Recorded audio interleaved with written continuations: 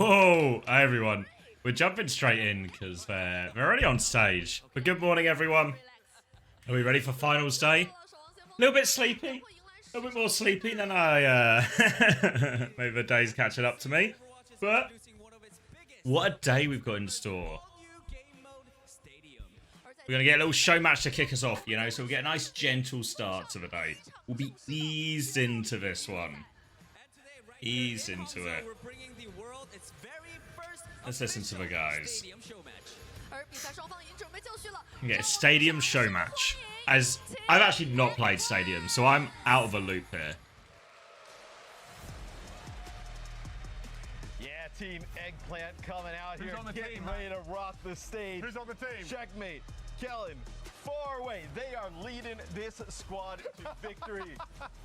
This is gonna be I believe this is gonna be an outrageous. They get ready out here to own it in stadium. Outrageous communication problem in this team.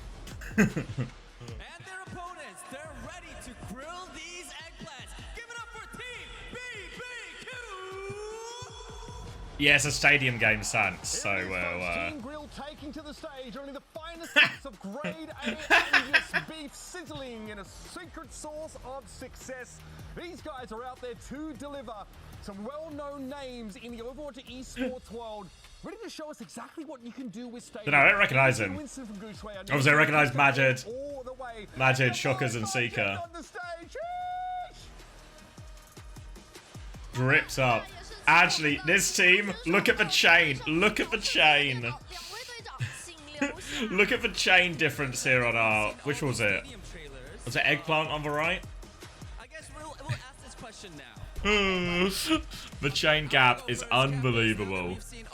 Too much expression. First impressions of this brand new mode. 所以我们现在刚刚看到了我们的这个决斗领域的宣传片。现在对于我们这个新模式，你们有什么第一印象吗？先从我们的茄子老师开始走。我觉得它这个新模式，它有第一人称以及第三人称嘛。第三人称的话，会让我们玩起来看起来会更全面一些。因为玩守望先锋的话，它这个是比较跟准星嘛。然后第三人称。It's gonna be Magic's first game of the season. We need to see if there's a Rust theory. Does it apply to Magic as well?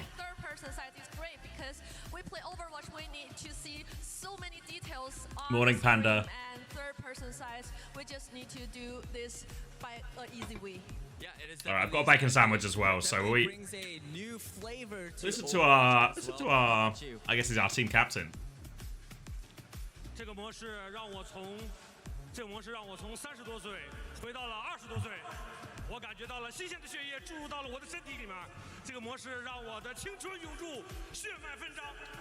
So this new mode makes me as a 30 years old man into the 20 years old man, and the new blood just flows in my body, and I feel that I get my youth age right now. All right, I mean, I feel like both of the captains are very excited. Another quick question. Since this is your first time teaming up with the Overwatch top-tier pros, what would you like to say to them? 所以这是你们要和我们的职业选手，尤其是我们第一梯队的职业 Lady Lewis representing us. We on the loose side. 有4个 I can be on the loose side. 心情怎么样呢？先从茄子老师开始。我觉得有4个职业选手带着我，应该稳稳拿下。Well, with the 4 top-tier pro players of Overwatch, we're gonna handle this and get the win. Ooh, I want to hear the opposite side, Team BBQ side. Well， 我觉得现在的我已经没有什么能够阻挡的了。I'm unstoppable. Unstoppable? Your team is unstoppable. Everyone unstoppable. Let's go. I love it. I love it. All right, Wendy. Also, I get behind Team Unstoppable. He's got the confidence. We need some spice. We need some trash talk. Oh, Give us some good trash talk.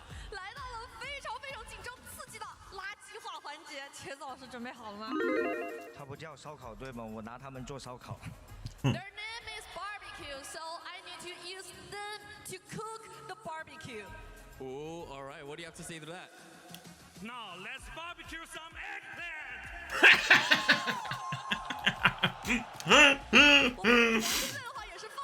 is actually an outrageous aura gap right now. There's no hope. There's no hope for him. Let's send both captains back to finish their setup. The match is about to begin, which means we're gonna check in with the rest of the team and see how they are preparing. Let's go with Mr. Surmajet is practicing. He's locked in. He doesn't even see me. I'm right here. What's up, man? All right, quick little question. I know you're busy practicing, but how are you feeling about this stadium show match? Are you excited? I'm excited. This game looks fun, to be honest. We're gonna win. 问到 Surmajet 选手的是你对于这个新模式感到兴奋吗？然后 Surmajet 选手说是当然了，这个新模式看起来超级无敌棒，但他现在需要多做一些训练。Yeah. All right. Well, I guess the players are ready. How about you guys, Hangzhou? Are you ready? Are you ready? All right. Let's get the show on the road. Let's send it back to the casters.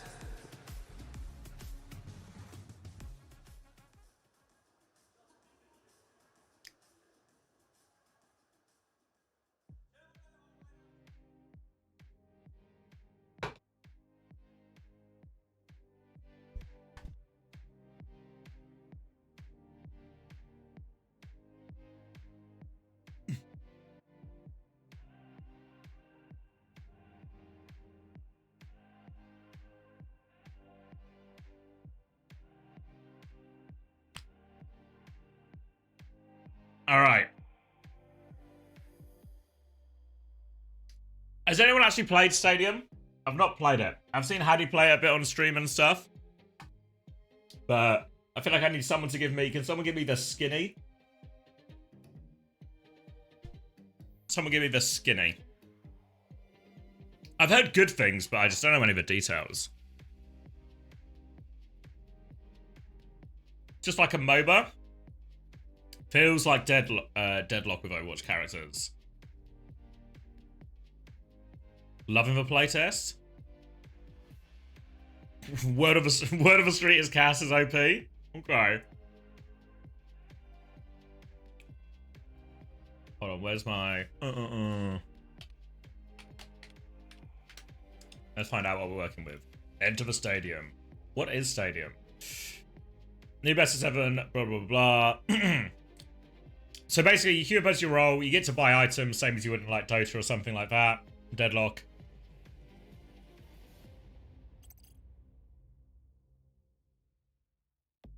Whoa. And you guys are locked. You're locked to the hero. Locked to the hero you pick, right?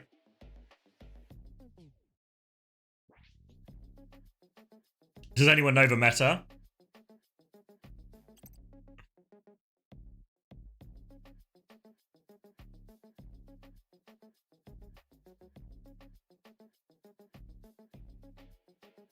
Yeah, locked to a hero and to power. So once you buy an item, you've got it, yeah. No swapping, just like your rank games. You get infinite shout reset? Here is Sea Eggplant.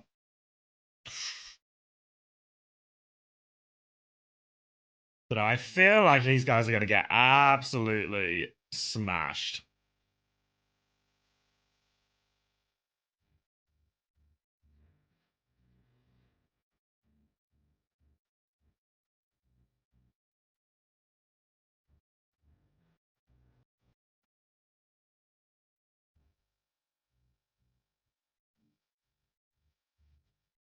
The guy behind me is far away is behind my head. Wait, I'll show you some matches artwork as well. Shockwave Seeker, Gushway, Majid, Lady Lou. It's actually an outrageous team, isn't it? Let's line myself back up. There we go.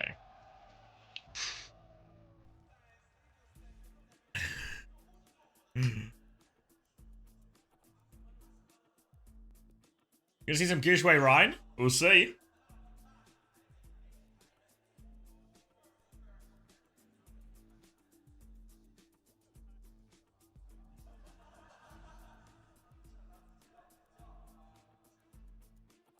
Need some inside stadium macro. We'll learn it as we go along. We'll learn it as we go along. It can't be that hard, right? Is it just basically like similar to perks, but turbocharged, essentially? You can just keep buying more items, stack onto you.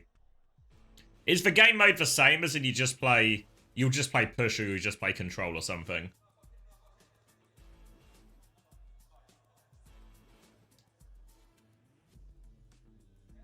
Junkenstein's lab type of stuff, but third person. Never heard of these teams? You're about to.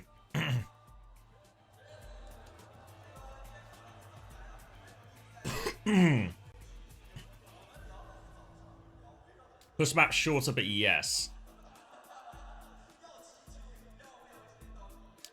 What does the 2025 in Farway's name mean? I feel like I read somewhere it was...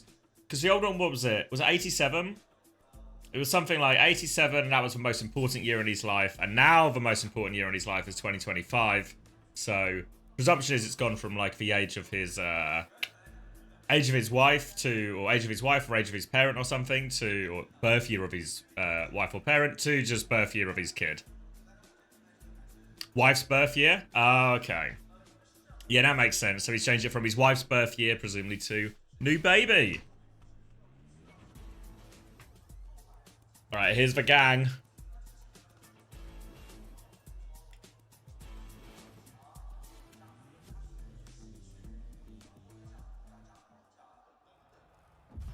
Folks, this is a match you'll want to watch.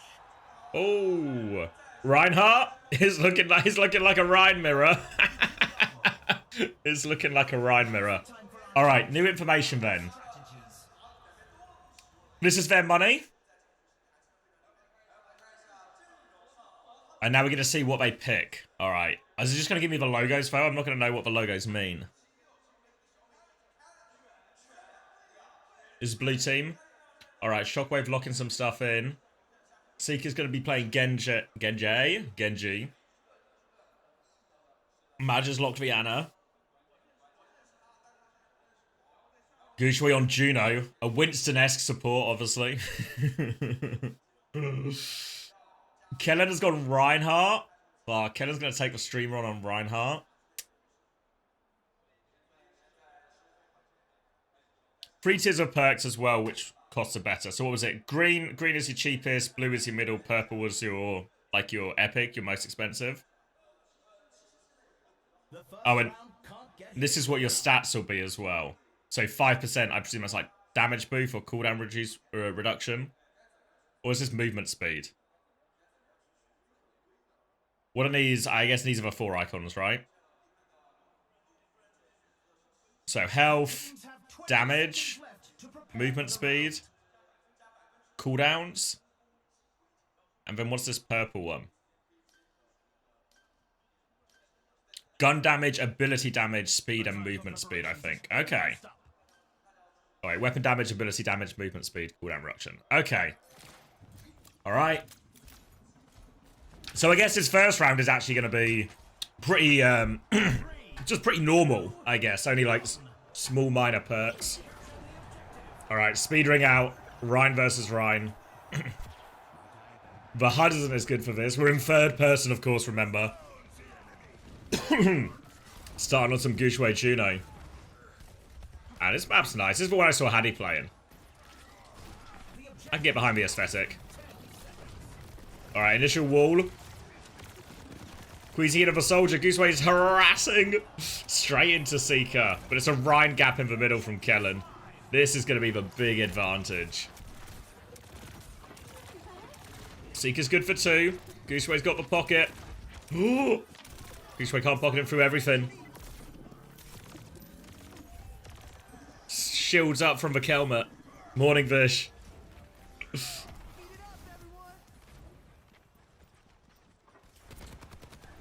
Okay, you look at the gold advantage. Do they call it gold? Is there an official word for it? But look at the gold advantage for Kellen. Lady Lou on the back foot. Seeker's gonna take down his former teammate. There we go. I feel like Seeker's actually the key here. Seeker and Kellen are the respective carries.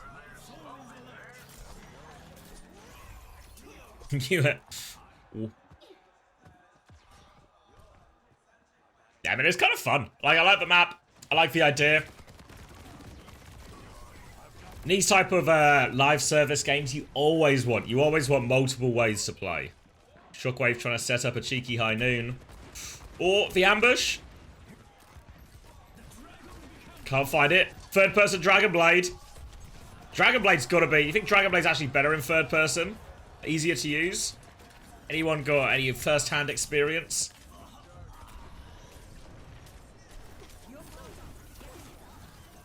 Let's see it from Seeker's POV. We're also third person watching Seeker.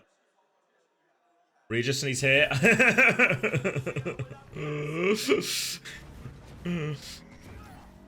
We tune back in, and actually, the Kel Dogs, they've got it. Alright, Kellen's already gained a lot of gold in those previous fights. I think it's actually... Is that us? I forget. It's hard without the HUD to remember who's on what team. Everything except for hit scan is better third person. Yeah, I imagine a lot of the tank, like Winston or something, might actually be easier as well. Well, not easier, but decent alternative. Shatter ball locked. Oh! The shatter hits, but it's for counterpin. Ah, Kellen tried it, but it's a Lu gap. Unbelievable Rhine gap. Unbelievable.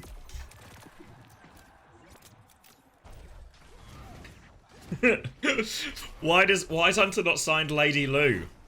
Hunter needs to take Lady Lu for dinner after this and get some contract negotiation going on.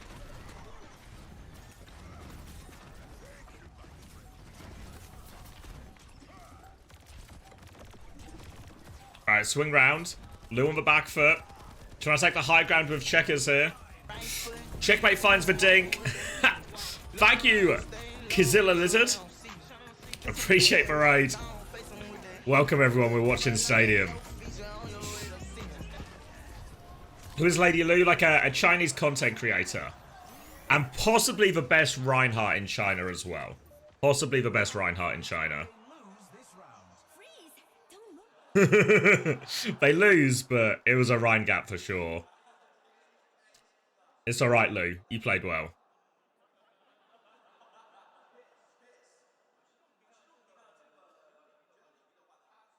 I like that shopping only happens between rounds. Probably makes it just a bit easier and more accessible, right? I remember, don't know how many people play MOBAs here, but I remember playing Dota for the first time. And fuck me, it was hard, like, just learning to go to the shop. Always forget to go to the shop. Why is everyone else's character better than mine? Forgotten all the bloody items.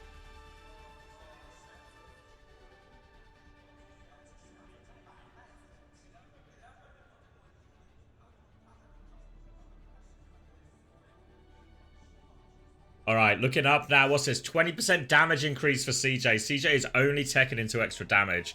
Kellen wants Fire Strike, like ability damage. Slight movement speed as well. Movement speed is probably so good on the Reinhardt.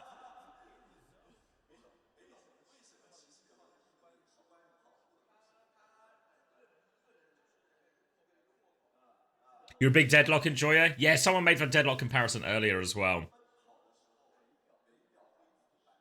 You get major powers on rounds 1, 3, 5, and 7. So we're going to play a best of 7 off that same cough point, or are there multiple, like, sub-maps, like there is on, like, Ilios or Lijiang or whatever?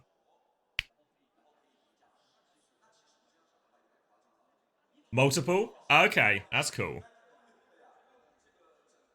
Oh, they're different game modes as well? That's fun. Alright. Quick check is what I always do when I look at the League of Legends. Oh, there we go. We've got the HUD in as well. Nice. Names added. Good, quick adaptation here. Alright, all eyes on Lu.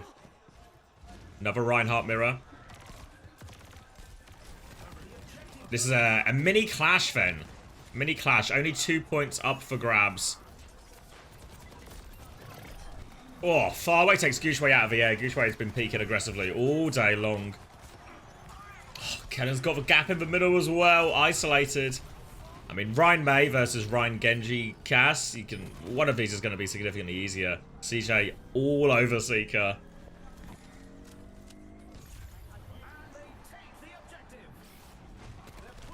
All the symmetric modes. Oh, so like push, cough, clash. Am I missing any? I guess Flashpoint doesn't count. Or do they just do like a single flashpoint point or something? Oh, where is Majid going? Oh, Lady Lu can't do more. Shatter's good. Shatter's not good. Starting to snowball now. You can see the gold gap is getting real big. Okay, bit of a retake. Nano out onto Kellen. Kellen finds one. Oh, Kellen's taken over. The Nano Kelmet. He's coming for the Anna. Sleep is good. Come on, Majid. We got a clutch. He's all over Kellen. Kellen's 1 HP. Majid is punching Kellen in the face. Alright, don't call it a comeback. Shockwave's holding the high ground. Majid has got 2. He's so back. He's so back.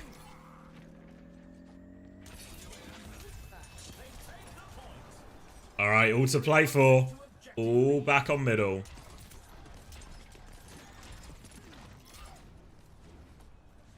Not sure where the ults are.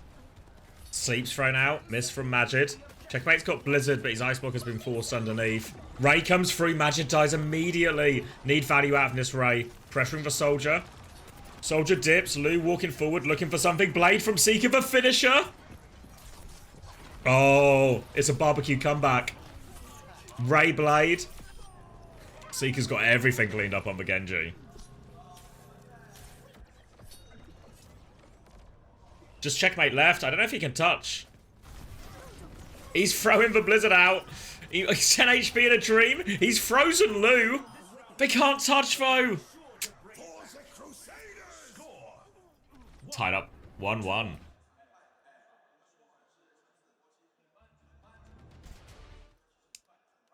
Nah, I doubt we'll play scrims anymore, really.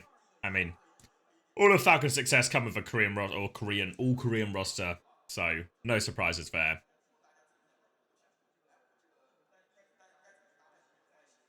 Tournament MVP. We've got to make sure to factor this into our tournament MVP discussion. What does this Genji game do to Seeker's legacy?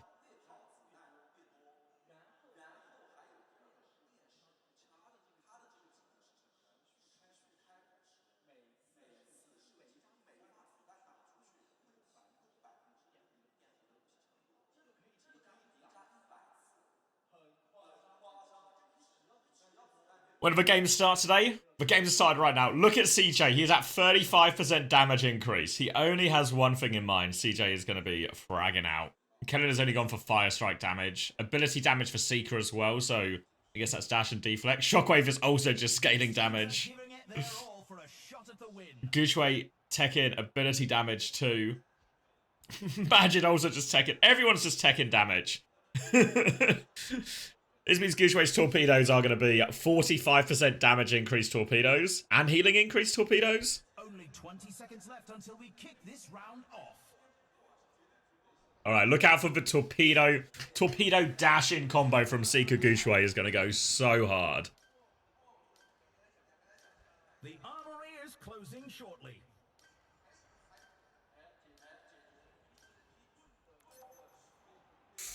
Where are we now? Ooh, Busan? Oh, is this something new? I thought we were on downtown for a second, but we're actually not. New map? I've not seen this one before. Feels like we got some of the same elements of downtown here. Some of the same like assets.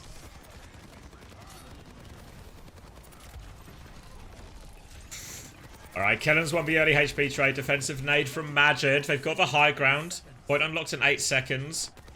Keezy going to get a little bit of a flank on Gusho. He's going to swing. Remember, look out for that torpedo dash combo. Keezy's taken so much. Moving forward, they're over Shockwave.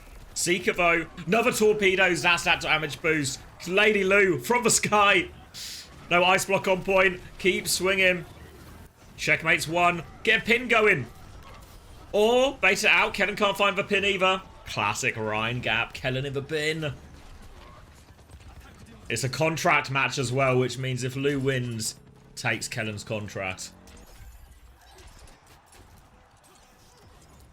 Gold is starting to equalize a little bit. Kellen probably still with the biggest gold difference. Whoa, when could Ryan do that?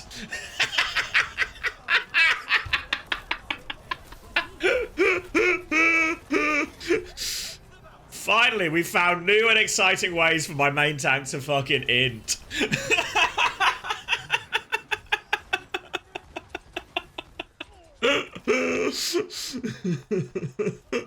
If there's one thing I trust my tank players with, it's a button that launches them from one side of a map to the other.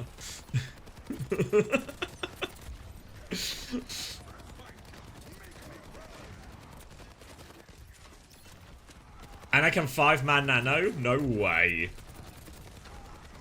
Alright, Lu trying to walk up. Ray comes through from Gooshway. Blizzard in the back. Pin out of it. Nowhere near that. CJP over top. Doesn't save him from Seeker's blade. Lu needs a little bit of help. Get involved, Seeker. Oh, block from Kellen. Kellen has Shatter, I think. Oh, sleep is good.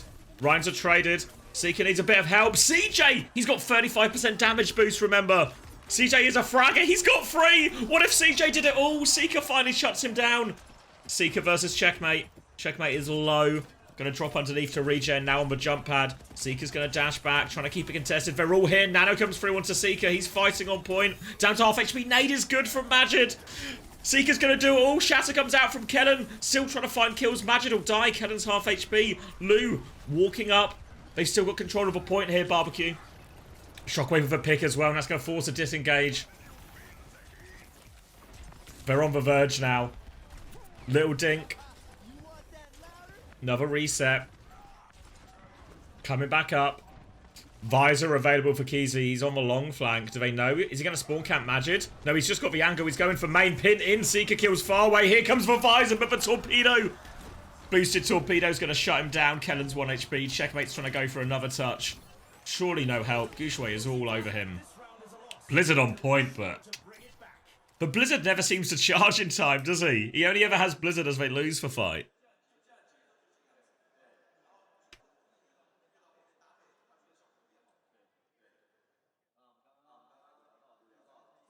Make and play grand finals.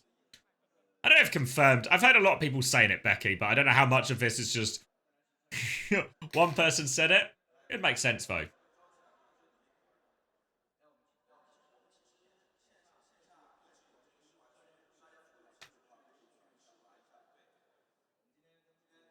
Who is Keezy?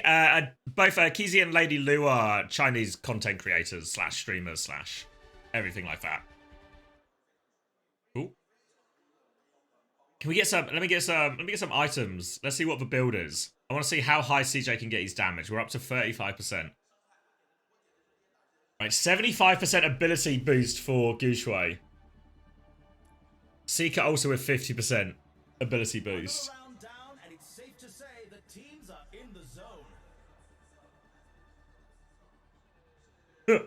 We might hit a language barrier of sorts.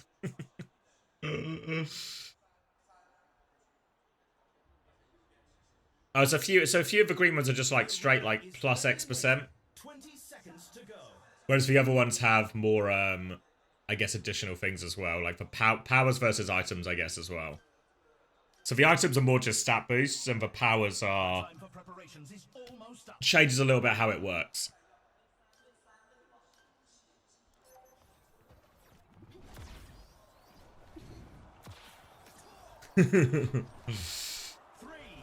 Alright, again, people leaning the same way. The torpedo dash combo from Barbecue is going to be brutal. We go into a 3-minute push. Checkmate flanking left-hand side right now. He's going to run into Shockwave. Taking the long fight here. Ryan's going to move over. Seeker's been antied in all of this. Dashes away okay. Little sleep here. Another sleep. Why does he keep getting knocked down? Just keep getting slept. Checkmate's killed Shockwave. They had the advantage there. Big, but Lady Lu goes flying in, but gets antied. Seeker's found 1 trade for torpedoes. The nano boost is there, though. Checkmate all over him. Seeker's still finding kills. Little teabag from Checkers.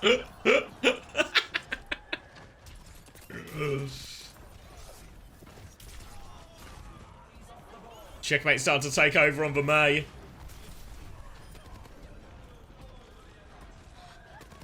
Majid. Oh, Checkmate. Where's the shield, Kellen? Blame this one on my Reinhardt. Give the early checkpoint.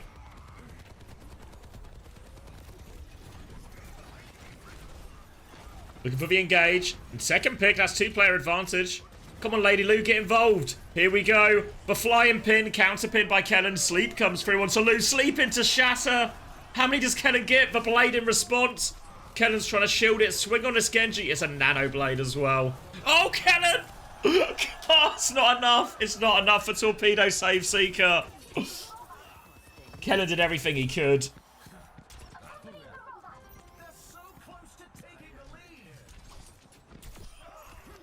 Seeker is all over him right now. That was Nano Blade for that, though.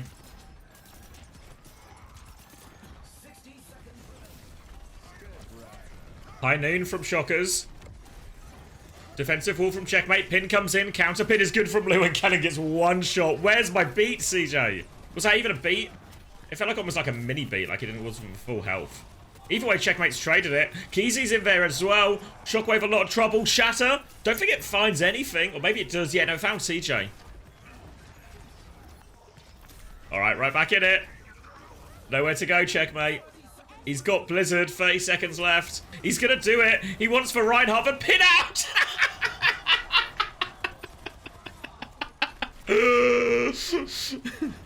Nice try, Checkers. Nano now onto Kellen, trying redemption. Needs to carry like Lou can. Shockers is on a big flank. No chance. Kellen is still in there during all of this. Lou has the super pin. Here he comes from the sky, trying to take the Lucio out of it. Makes a bit of space for Seeker. Blade over the visor. Good for 2. 3. Alright, Seeker has it on lock. Counterpin hit as well. Gushway playing with Checkmate here. Finishes him off. Speedrun to catch everyone up. And there we go. The Lou team. Good for it again. Missed opportunity not having Checkers play Reinhardt. Wasted. Wasted.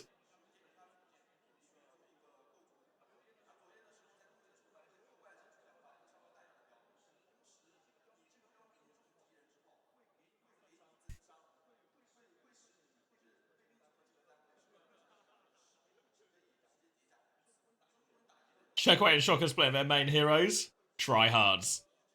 Playing to win. Kellen played his main hero as well, obviously.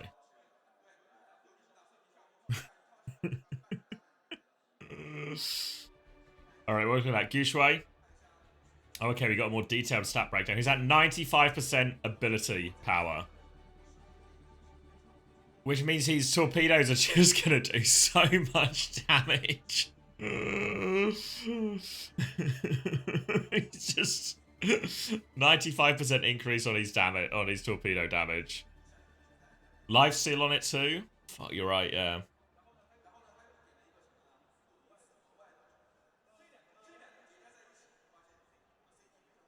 What's he got now for? Does an additional 10 damage to enemies over 1 second. That's just his left click as well. That also affects other allies in line of sight, but it is 50% reduced. Oh, okay. That's broken. While scoped, Biotic Rifle will lock onto allies for guaranteed hits, so you can't miss a quick scope anymore. Also seems broken.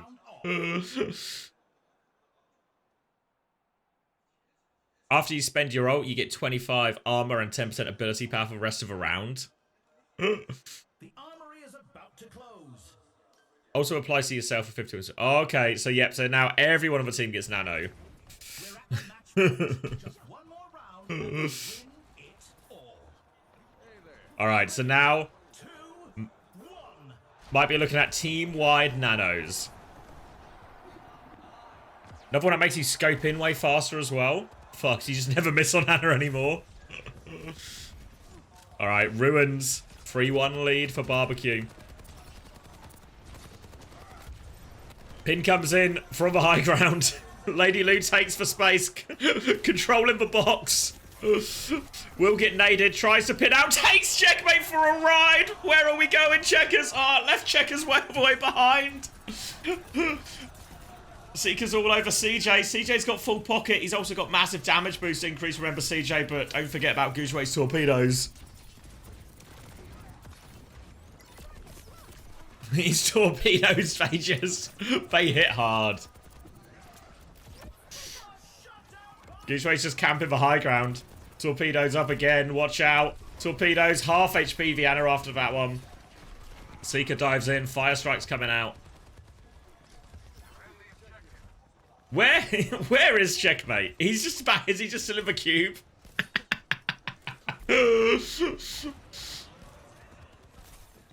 Gushue just playing on the high. Yeah, Checkers is still trying to get out of the cube behind. Nano but anti by Majid. Massive amount of nanos coming through both teams. Checkmate remains in the cube behind. Kellen's all alone. Big trouble.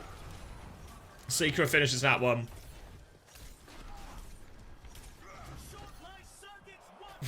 Checkmate's got a kill. They can't get him out of the cube. Checkmate owns it now. Shockwave is still on the high ground, just killing people with this ray. The rest of the team is having a really bad time. But Checkmate's having fun. Sleep onto the high noon. Checkmate is trying to C9 the point. He has Blizzard now as well. Wait, Checkmate clutch? He's out of a cube! He's out of a cube, he's killed the Genji! Was that an Ajax too? Fuck, I missed it. I need to lock in for this. First ever Stadium Ajax. CJ Jax. Oh, Lou! Come on, Lou, mate! Little fire strike, let's get a shatter going! Let's get a shatter going! Oh, CJ on the ground, get him! Come on, Lou, get it going! A C9! Oh, Lou! Oh, C9.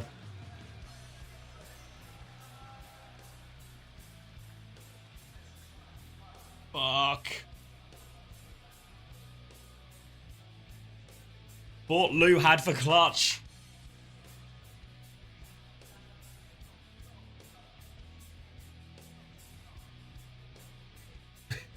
We would have won Overwatch League with Lady Lou. It might be true. It might just be true.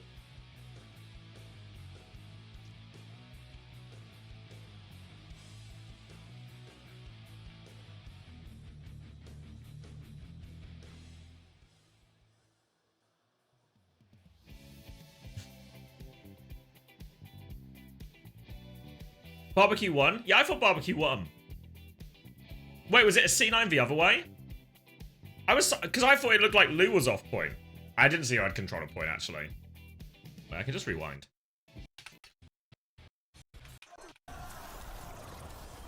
Oh, yeah, no, they just had control of point. It wasn't a Lou C9, it was, yeah. Actually, it was Kellen.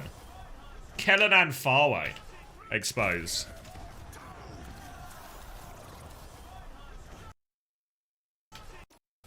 Yeah, I feel like that was more on Kellen. Kellen and Farway could have touched. Replay the Ajax? Yeah, well, was it just before? It was a fight before, right?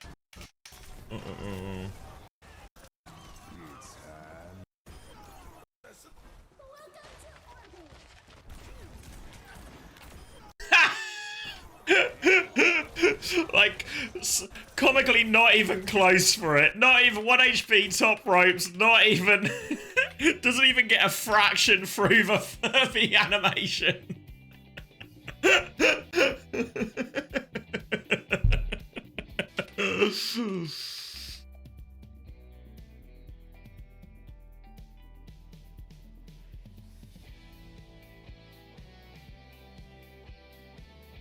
It might not be an actual Ajax as a perk that gave you a weak beat. Oh! That's, you know when we were on Colosseo and I was like, it looks like they beat, but they didn't really beat. It looked kind of just like a mini beat or something.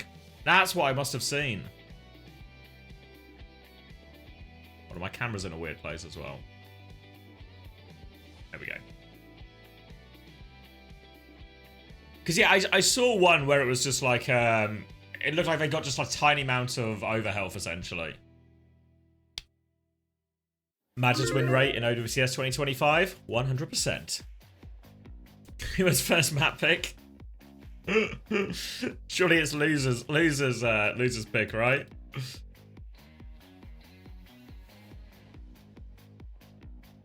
It's like 20% strength. I mean, it's still pretty good. Yes, that's the idea of buying items, is we're all going to make you pretty good.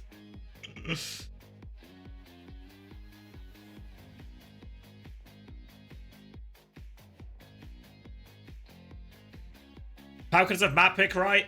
Yeah, Falcons will have map pick. Already made offerings? Alright, I'm gonna grab a drink. And then we can talk about the actual game, right? The actual game. Because we're starting with Nightmare Falcons. Well, what's happening? Oh wait, should we... Go on, let's see Lou celebrate. He earned it. Do they give him a main trophy? Take the trophy, Lou, you earned it. Super excited to get their hands on the stadium mode as well. It'll be released on season 16, so it's coming very soon for everyone out there. But for now, quick interview. I want to ask you guys, because this was the first official show match of Stadium, how was it? How was the game? Did you guys enjoy it? Did you have fun? Lou is kind of bobbing around like an NBC.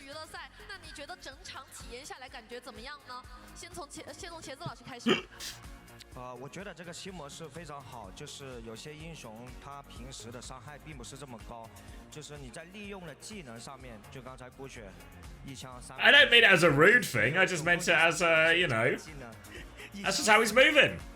So I think this build is great because He's got that sort of selecting a fighting character energy, you know. Damage, right? But with the skills, yes, actually the skills, we can get the more high damage than the usual. So Gushe got the 300. Look, just watch him. He's moving around so much. He's just staying active. Oh my god, yeah. I think that those skills. Cheers mask as well. Lady Lu, flying Ryan. Maybe he needs to pee. Yeah, it could be. Oh wait, look, it's Falcons in the background setting up their stuff. 没什么印象，我是打莱因哈特的，没什么印象。我们的战术就是我一个人飞过去，他们所有人看我，然后我剩下的队友带着我打，就这么简单。Okay, so actually I have nothing to say. I played right hard. I just need to fly, and our opponents just focus on me, and my other players, they're gonna lead this whole game. All right, one more question for Lady Lu. Your team did get the win. What was the secret sauce? What was the strategy behind getting the win today? 那想问一下陆夫人，你们也是获得了这场比赛的胜利，那你们获得胜利的小秘密到底是什么呢？有没有什么小 tips？ I don't know. I play Reinhardt, just fly, and died, and they team died, just that.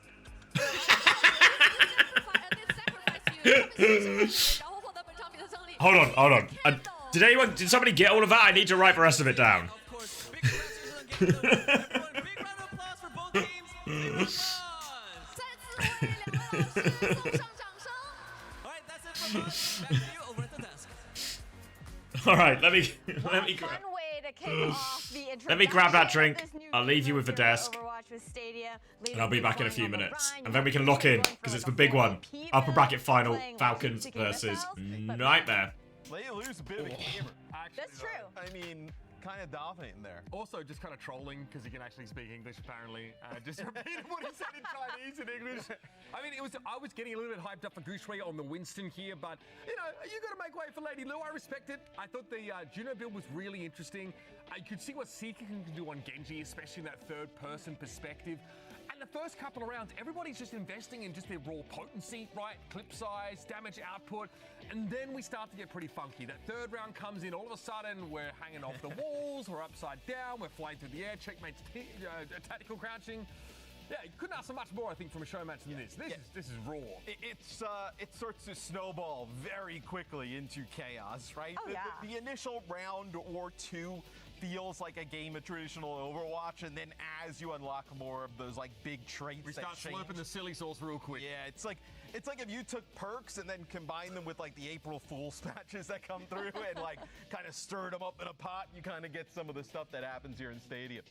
It's definitely a lot of fun, but you know, Team Grill ended up taking that one. Who doesn't love a little bit of eggplant parm, right? But Were you eggplant parm on the grill? well, not on the grill. I'm just saying they're cooking. Oh, I'm saying they're cooking some You're getting your eggplant. cooking metaphors mixed though. You're right. Because he really picks up on his stuff. Like, Sorry. when it comes to food, like... I don't... Eggplant parm, I mean, that's sacred. Yeah. I don't know about making it on the grill. I'm just saying cooking, okay? I haven't made eggplant parm myself.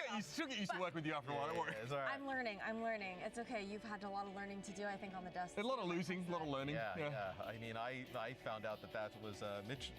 He was so convinced that it was a grape. He no lie. That legitimately never happened. We're definitely keeping things honest on the desk right now. But as a reminder, Stadium does launch with Season 16 on April 22nd, just a few days away, guys. And you guys can also look forward to the Overwatch Stadium Showdown happening live on May 24th at DreamHack Dallas. It'll feature some of your favorite co-streamers and content creators battling it out in the new game mode, so you won't want to miss it. You guys can visit dhk.gg/stadium to buy your tickets to the event today. Sounds like a hype one, guys. That will be awesome. I went to DreamHack Dallas the last 2 years, and it's been awesome every single time. Some Overwatch Stadium there, some other games there as well, so that'll be fun. Yeah, hopefully like a chance for people to build more of an insight into what Stadium kind of offers and what can be produced at the top level. So I can't wait to see who we gather up for that event. Well, there's still more to come here for OWCS Champions Clash. We've got the upper bracket finals coming in next with Nightmare versus Team Falcons. You guys stay tuned.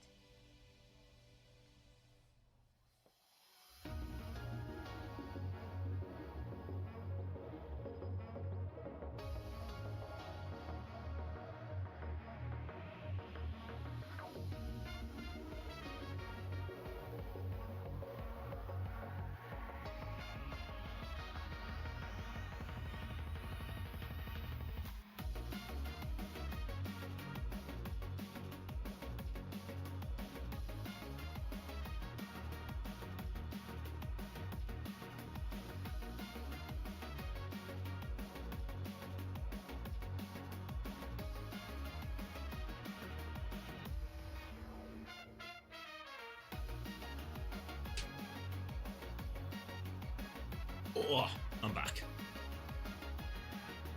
Ooh.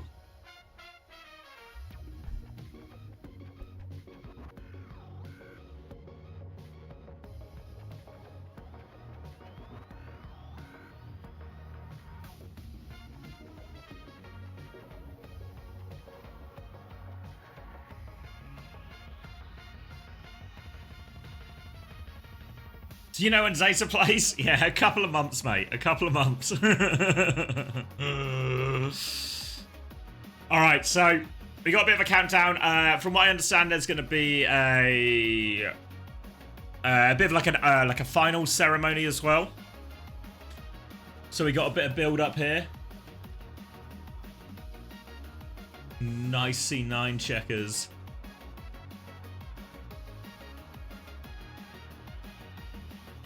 All right, so I think there's a couple of ways this goes.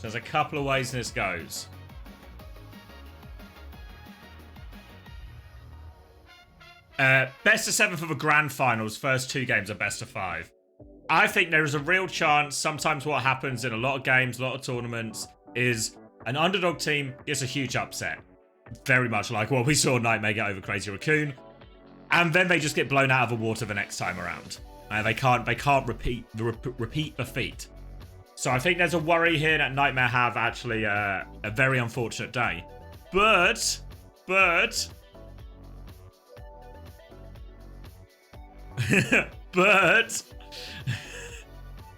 do you not think as well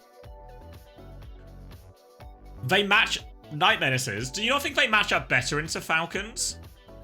Falcons might play the Malga, but all of a sudden, rather than some of the stuff we saw once again have to try and do where they played Winston into the Malga, and they played Kiri Lucio and Phil Hard. Well, actually, Nightmare are just going to probably play Ram into it, right? You don't think? That's all right. I'll do the thinking for both of us, like. They'll play Ram into the Malga. We saw them have a bit of success. Obviously, Falcons are a much better Malga team, but there was a bit of success there. Nice Ajax, CJ. And then they can still play the Winston Kiri Lucio. The Hazard is a bit of a unique look. Remember, I don't think Hanbin's Hazard is that good. So I think I think Falcons don't match up as nicely into this as Crazy Raccoon do.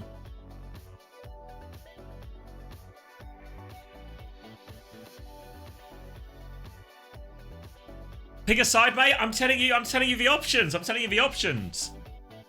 I think we're in a, you want like the official scores on the door? Scores on the door, it'll be 3-2 Falcons. I reckon Nightmare give a good showing of it, but eventually, even yesterday against Crazy Raccoon, against Crazy Raccoon, you have the surprise factor. You have the surprise factor, and then Crazy Raccoon are rattled. I think Nightmare will be sure to take him... Falcons will be sure to take him a little bit more seriously and will ultimately clutch it out. But I reckon Nightmare make a game of it. I reckon Nightmare will make a game of it. I think what will happen then, whenever Nightmare play Crazy Raccoon, or if they play him in the lower bracket, or if they meet him in the final or something, I think Crazy Raccoon will blow him out of the water this time.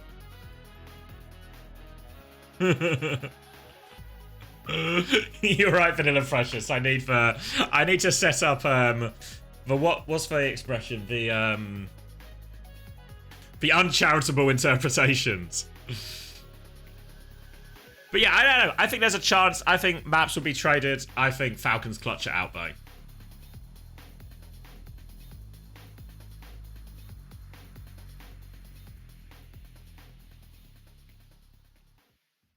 I think the nice thing for Nightmare, if I'm Wheats, or if I'm Wheats, or if I'm Gultak, I think need to go into this. Let me turn this down a sec.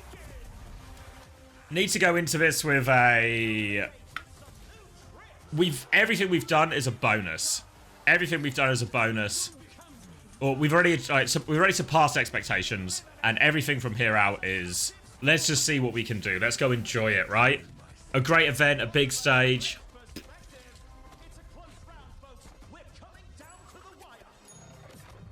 And then, in theory, that makes it easier.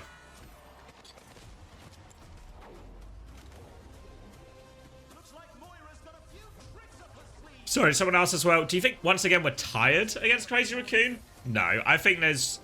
You see this quite a lot where, you know, a team takes a bad loss, right? Maybe Liverpool lose a game they're not supposed to or something. And then the next game, you never want to play one of the top teams... What's going on out there, guys? We just gave them that one. Turn this down. You never want to play a top team right after they've had a bad loss that they shouldn't have had. And that's what, once again, experience against Crazy Raccoon is you play a team right after they've just had a bad loss and they are all guns blazing.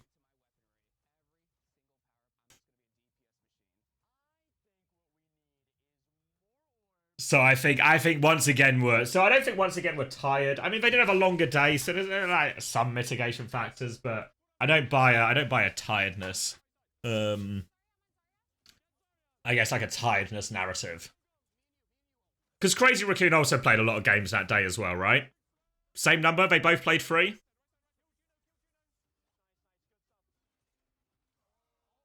Yeah, so any sort of, whatever you would call it, stamina problems should have, both teams played the same number of games. And if anything, I think if you have that close loss against Falcons, if you're once again, and actually...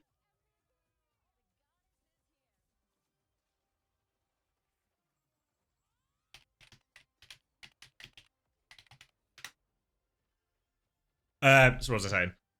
You have that close loss against Falcons if you're once again, and you're like, oh, fuck, we actually could have beaten those guys. We just lost a couple of fights. We're still mourning in this. If we meet them again, we can beat them for sure.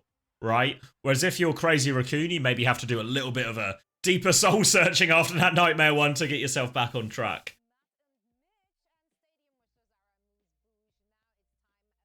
Not buying Rust Theory. They're an older team. Yeah, I don't know. I don't think that makes a difference. It's 3 games a day. I guess a lot, but it's not a crazy amount. You think Sierra playing Max today? Yeah, I think they still will.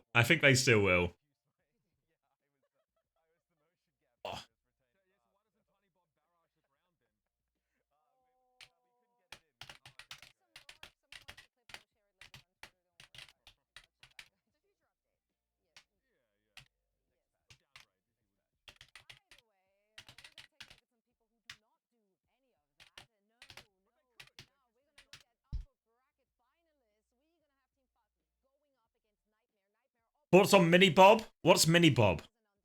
We didn't see anyone play Ash in our show match.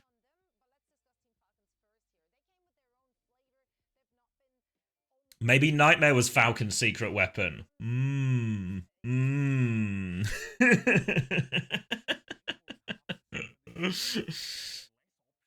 How mini is Mini Bob? What are we talking? The size of Torb? The size of a full character?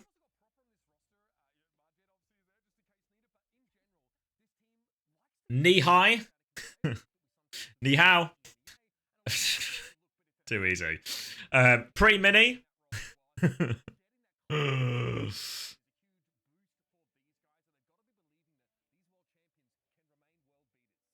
Less ultra required, but less health and size. Probably worth it, I reckon. Get a little Mini Bob going.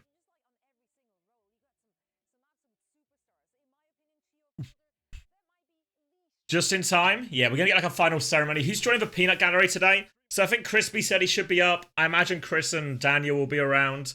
I think Ramon might be coming on too. You guys know Big Willie. Psycho is on holiday right now, but he said he might join through phone for a bit too. So we might have a right old... a right old mixture. Can we get Kai? Kai's more than welcome if he's about.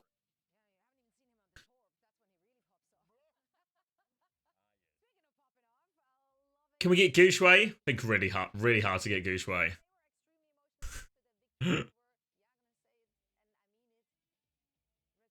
Need Crispy back to spread his love for everything. Yeah, XQC will be here, I'm pretty sure. Is Danny coming back? I mean, everyone's more than welcome. I told everyone, like, just drop him whenever you want. But, see, we'll see what people's sleep schedules are saying more than anything else. Is Hattie coming? Hattie wanted to come, both for previous days, but I think when I messaged Hattie about it, he had, like, just finished a 24-hour stream, so his, like, sleep schedule was fucked. And then both times he woke up with, like, the intention to come, but he was just, too sleepy.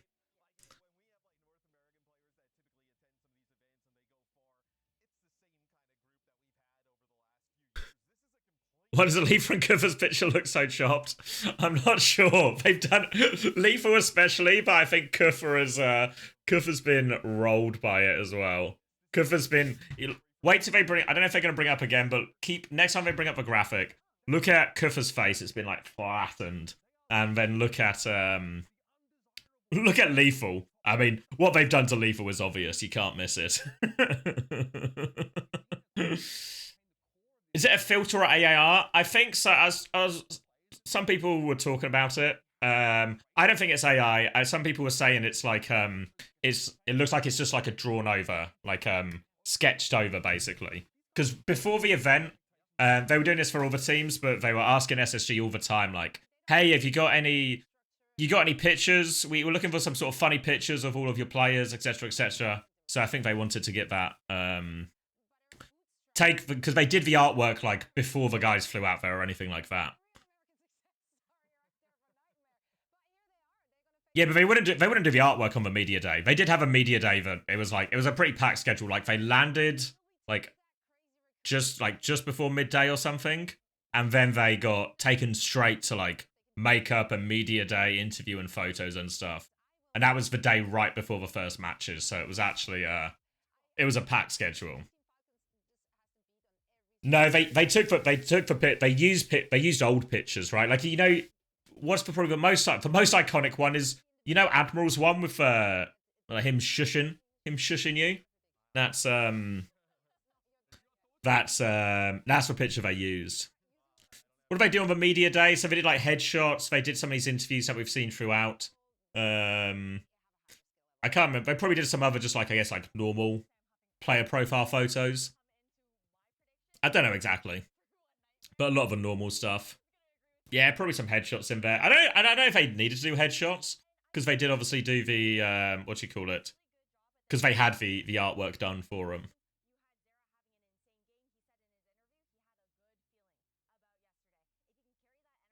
I mean, you know better than me, but that's exactly what you get if you ask a stable diffusion model for an airbrush cartoon picture of someone. They made Lethal look like a sloth. Yeah, they made Lethal look like what was that film? What's that film? All right, this is going to be a bad description. It's got a rabbit.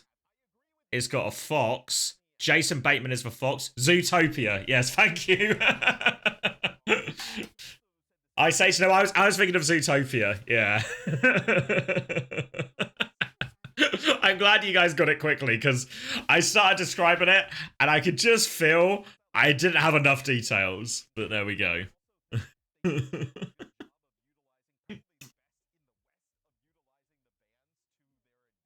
Kufa looks like an anime villain. Yeah. One guy got it immediately. Yeah, I used to. Sometimes you just know, right? Like, I don't know if I used to. It happens with my mum all the time, where she'll be describing a song or a band, and she won't know any of the names of any of the songs, any of the words of any of the songs, the name of a band, or even who's in the band, or what the number of members are in the band. But she'll just start vaguely describing it, but I'll be able to get it every time. You know, I can tell what she means. I can read between the lines.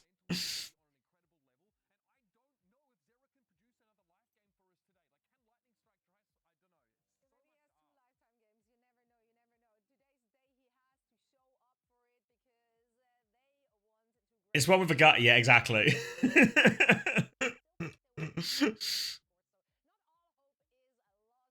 Or when she starts telling a story, you know in a sec what story it is. Yeah. When you get this, I mean, probably with family or friends, etc. you've had, or a lifetime, you can just, as soon as the story starts, you can just tell the story for him. You've heard it so much. Oh, look who it is. Morning, Will. Hello. Long time no see. How you doing? Oh, I'm good. Hold on, you're loud. Cranking you down. Oh, shit. I got a new mic recently. Maybe that's it. Yeah, I think we're good now. Is it good now? Okay, Yeah. nice. You all good? Yeah, I'm good. Just had some dinner. Oh, you're in America, games aren't now. you? Yeah. Yeah. It's like 1 a.m. for me. So not had the best sleep schedule as the games have been on, but been able to watch them at least. Yeah, I think it's been a good event so far. No, I was like so gassed yesterday when Nightmare won. I was 'cause obviously, buzzing. like, I was. yeah. 'Cause obviously, like the ISU people are on it, and I was so happy for them. I don't know. I think that's maybe the craziest match I've ever watched of all time. Like, Yeah, I kept expecting it to go wrong. You know, to be like a close but no cigar situation where it was like they go to New Queen Street and I'm like, all right, New Queen Street's a write-off, guys. But next map, we can tie it up 2-2 and something will happen. Who knows? Yeah. If they just win New Queen Street. Yeah. Yeah, exactly. The defense on Root, where they kept nearly holding and then breaking it, I was like, oh, here we go. Like, Root was going to be the one we can win, but then we'll lose it later. You'll lose it narrowly, and then map 5, you'll just get fucked or something. Yeah. But they just kept clutching, honestly. Like, yeah. I think Zero was insane, actually. Like, Jenny had such a good game. Yeah, honestly, I think they all were. It was really just like a proper complete team performance. They played like a few slightly different comps, but also they just played like Root was just a Winston Kiri Lucio mirror. And there was no shenanigans or nothing silly. Yeah, I'm kind of surprised they didn't, like, Crazy Raccoons didn't go for, like, wasn't Anna Brig literally available? Surely Anna Brig's just better on that map in the mirror. Like, I think know, Root's pretty 50-50. Yeah, I think there's like, if it was like Dorado or Gibraltar, it'd be cooked. And you kind of like Anna Brig would be better. But I think Root is right on the edge, you know, of which one's better. Yeah, and I also think at that point, like, Crazy Raccoons looked like, I want to say nervous because of like how like experienced they are. But they were rattled. They were rattled. Yeah. Like Kings Row, I think they just lost. Right, Nightmare were just better on the comp. They just lost. But then New Queen Street, because also I was telling chat yesterday, but I've seen some of these New Queen Streets from scrims when other teams have played against them, because everyone was like, look, Crazy Raccoon, they're overcooking, they're playing their cheese comps. I was like, every single scrim I've seen has been, they've won by a comical margin.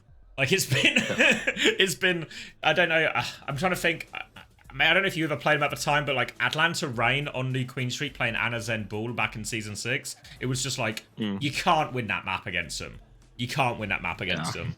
It was, I think that was really the sentiment for a lot of people about New Queen Street against Crazy Raccoon. And this is why I talked about it, like, this is why I thought they would be so good, because I was like, all of a sudden, they're the only team that have a push map where they're almost guaranteed to win. So push is a super strong pick for them compared to every other team. But yeah, they just played Winston and Brig, and they just beat them. Yeah. I think the comp Nightmare played made a lot of sense. Like, I've scrimmed against like the ball comp, like Liquid player a decent amount, and I think I felt like playing Monkey on a Brig is the comp to play into. Yeah. But even still, you know, you look at Crazy Raccoons on that ball comp with the players they have on that comp, it should have been unlosable, but I don't know, Nightmare are just different. Yeah, I think that New Queen Street is when their comp didn't work immediately. Oh, can I talk to Zero? I want to hear what Zero wants to say. Yeah. I just wanted to really quickly talk to you. I mean, this is the upper bracket final, Zero. I mean, the Soldier's good on New Queen Street. Confident as always. I think it'll be a great match. I think it'll be, you know, both teams are very strong, so I'm hoping for a very competitive match versus Falcons. I totally agree as well, because I talked to Proper yesterday. But then didn't Crazy Raccoons end up on Honor Brig? So then it was like Honor Brig Monkey against Honor Brig Ball. Yeah. It was pretty late though, I think, like 3 minutes left on the clock. Yeah, but even then, I feel like Crazy Raccoon's comp doesn't actually make as much sense then. Then like Nightmare's comp is a lot better, I think, at that point. Yeah, you're probably right, as it sort of led the other way, actually. Yeah. Proper's been like an idol for me, and to hear praise from him is incredible for me, and I feel like I'm at a point where I'm going from a fan looking up to him to a rival, which is a great feeling. And I mean, it is happening. That's a good answer. Are you nervous at all? Wait, was he talking about Proper though? Proper, yeah. Oh, nice. Going from idolizing Proper to feeling like we're rivals now. Yeah, Zero's really well spoken actually in all the interviews I watch. He's a proper he's like an all-American boy, you know, in terms of like you see like the NFL when like there'll be this new quarterback that comes through the college system, and then he's just like, he's clean cut, he's well spoken, and he's like the complete package already, and everyone's just like, this guy's, and what everyone will say, this guy's a good kid, I hope he does well. And you know what? I think he is a good kid, and I hope he does well. Yeah, that's a great way to put it, actually.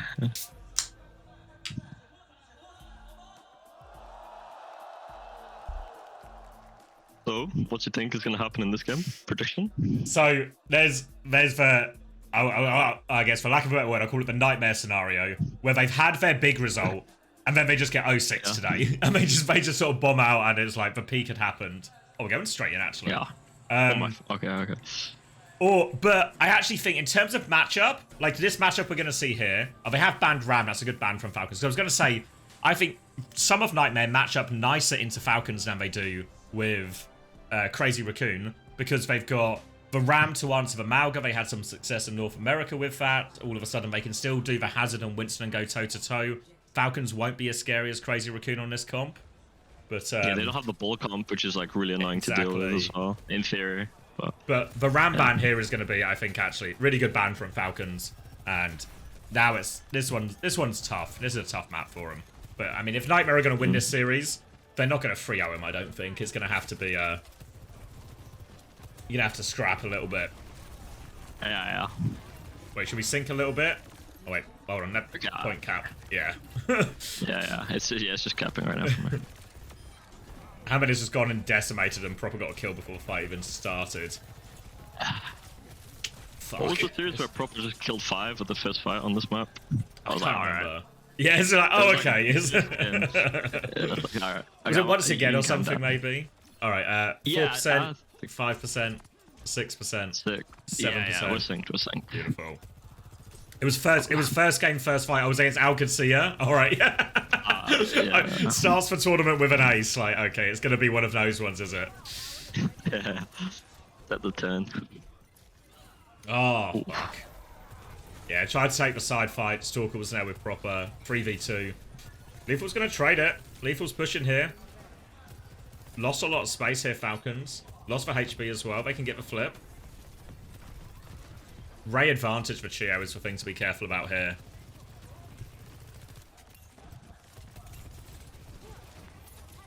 Just need to just play disengage, I think. Disengage, retake from Y or something. Nearly have overclock. Alright, Wall's going to slow him down. Just getting, I mean, this is happy with all this time. Yeah, here we go. DPS repush. Half HP. Lethal. Perfect. Oh, kills. Yes, it's actually perfect. Lethal avoids the stop. Really nice angle from Lethal as well. Yeah, really good. Just concede a little bit of space. This is how, if you know the King's Row against Crazy Raccoon, where they actually play a really good slow fight, even though they're on like 3rd point defense. They all just disengage for Ray for half a second, then come back in really quickly. Yes, and then Lethal clutches with overclock. It was the last fight, right? There was, this was almost like exactly identical to that. Yeah, really good fight. It looks great for Nightmare now. You just build your supports and then probably start with Juno, layer in Blade. Yeah, Fielder's got a huge angle here. Admiral's gonna fight that. 0 Blade in main, 1-for-1 trade. Both teams have sort of flipped the map here. Chance to re-engage with Ray still. Just need to worry about the DPS ults from Falcons. Ray comes through from UV now. Overclock, proper shutdown. Stalker gets one. Downpour's out. Stalker's dead to it. Campin has the cage. He thinks he can win. If they lose this fight, Falcons, it's brutal. They've invested so much. Kufa's 1 HP. Oh, the deflex not quite in time. Oh, need to deal with this. Oh, Fielder's found a kill. And this is a pivotal was fight. Was dead? Why was he so slow on the rally in the cage? Not sure. Did he die first? Because surely if he's just rallying like instantly when the cage comes out there, they just win that fight. Yeah, it should just be over. Oh yeah, he died first. Yeah, so he just came back. Okay. Yeah, makes sense. Alright, Sombra now. Okay. Stalker does just swap quite a bit, it's quite a bit against Hazard, but now it's just a proper Blade. This one's just needs to try and clutch just a little bit. Yeah, you can see Stalker on the side looking for a hack. Hack comes out, Blade in. Hack behind onto the Juno. Yeah, slide out, no escape. It's a clean one. Hell. Kufa denies the ace. Nice Kufa. Bad. Nice Kufa. Don't give him anything. It looks so good for Falcons now though. Like you just play slow, build your Juno, and you just have such a big advantage going into this fight. There's a couple like only overclock. Yeah, a couple of times now where it feels like Falcons are able to get these really big flanks. Like, obviously, Stalker was on Sombra there, so what can you do about that? But even before, Fielder got, like, a big flag that caused some problems in that previous fight. Wait, it's Proper fed? Proper's feeding! Proper's fed! Overtime's been triggered. Kufa's died on point. Ray's there. Overclock from Lethal. Need another clutch. 13 HP. Pocket. Oh, that's not enough. The Juno ult's just too strong. Honestly, Proper almost kind of trolled there, right? Like, because they had Juno ult so close. They also had Kira coming up. Just have to play slow and then push. Yeah. But yeah, it worked out. That fight's always so hard on the, when you have to touch point. Yes. And when enemy has, like, better ults. They only had overclock. Yeah, well, Kufa was dead before the fight started proper, yeah. Yeah, and it's so much harder for Lethal to do what he did in, like, the first overclock against the Juno when they're retaking, right? Because the space he has is just worse.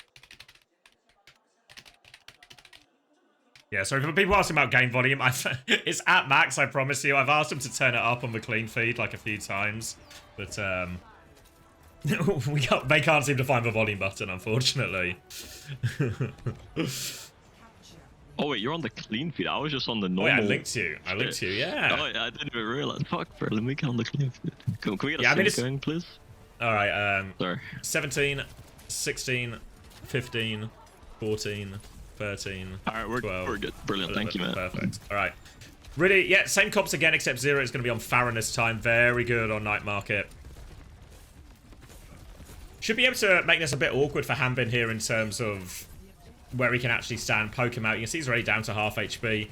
Proper's trying to take a little bit of space. It's Fielder and Proper just taking this big old flank. It's a double flank, actually, and they've obliterated Lethal. Hanbin just verbatim main as they push both sides at the same time. They've not flipped the point, though, so Nightmare wants to contest this. They've now got the worst side of a point, essentially, and Admiral just taken down. Yeah, Flip's gone through. Just die, get a trade if you can. Get out is also fine. But yeah, this Kitsune rush is really quick, actually, from Fielder. Yeah, rapid. I really like the carry Juno actually here, playing against Hazard. Like, Brig probably feels so cancer into Hazard, especially when they play Fire, right? So, yeah. Really like the Falcons comp. Yeah, I think you don't see it very much in EMEA or North America, but I feel like Korea do a decent amount of Juno Kiri. It was actually really good. What, Hambin? Oh, fuck. He's dead? Where's he going? Where's my man? Alright, can work with this. Fielder nearly has Kitsune Rush to try and clutch. Just need to not give anything away. Nice. Eyes on the Genji. Slide away. Nice. Fielder's gone all in. Alright, everything dealt with. Alright, take that, right? Falcons, give away a free retake. Hope building. Why was Hunting doing that? I was so confused. I'm trying to like, what was the thought process in the ult? I don't know well, it's like they were set up to go early, but they didn't have Kitsune Rush just yet. They didn't have anything yet. I don't know, I think he just, they were like just took too much damage before going back. Yeah. Retaking high ground. But now UV has the Ray for this, and the ult trade looks fairly reasonable. Zero's going to have Barrage real soon. As for Perk 2. This side fight is... I think it favours Farah, especially on this map, but it's also is winnable for Proper. Oh! Really important for Proper with the deflect in this ult fight. Like, when they go with Juno and the trade, if he can save oh, okay, Zero's just dead, never mind. Kitsune Rush, but it's double support ult. Need a bash on the blade, Oh, fuck, I think Admiral used it going forward. Oh, there's it! Alright, they raid back as well. Falcons are trying to clutch. Downpour available. Don't even need it. Oh, it's a disaster raid from Chio, actually. This is perfect. And now they have the barrage. Actually, Falcons used everything. Falcons have blown it. Yeah, actually insane for Nightmare. All right, this is important for Nightmare. Like, it's Falcons, still an elite team. These are the chances you can't miss against. You can't miss against these teams if you want to beat them. Yeah. Downpour, barrage, and they have to touch. Is he going to go for a flank? He messes up his boop. He messes up his boop. Oh. Alright, it's not over yet. Still have Downpour on point. Can come back with Barrage. Even if Hambin has Cage, it's not... Downpour into Cage is still really good. Admiral's kept the point contested. Don't die here, Ollie. Bit of a regroup. Downpour, deflect. Step back. Flip has been given to Falcons. Zero's coming back with Barrage mid-fight. There's the Barrage. Just killed Proper. Hambin's dropped the Cage. Nobody's in the bloody Cage! Hambin's with the Cage. They've got 2 kills on the DPS. But they can just go kill Hambin afterwards. Hambin's going to try and stall out. We're going to go into overtime when this flips. Hambin can at least die on point. And alright, Redemption. Get away with this one. Now it's just a desperate touch. No ults to speak of. Touch should be really hard. Hambin's the last one out. This should be 1-1. Proper gets the first touch. Fielder's coming close. Stalker's found a kill in the back. 4v4. Hambin back soon. Oh, not like this. Need to clean up these players. Leafer is hacked. Stalker is behind. Lethal needs help. Lethal needs so much help. Proper deletes him. UV needs help. Fuck me. Proper so good. No way. No way.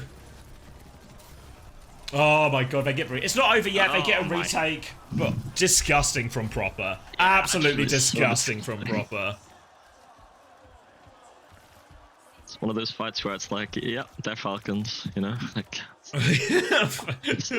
a hard fight to win, and they still turn it. Stalker's going to have EMP, they're going to have Ray. Still have Ray. If Nightmare just go, the ults will still be nicer for them than a bit. Probably actually just take this fight point, honestly, if they can. Going to try and get Proper out, gets the other side of him, forces for dash back. Oh, Lethal's tried to go the other side. Need to worry about this EMP. Stalker's on the far side, go... Oh, they're actually all out. Like, Kufa's so deep behind, like, the enemy side of Omega. They're trying to clear outside first. Admiral was getting in. Rally available, bash...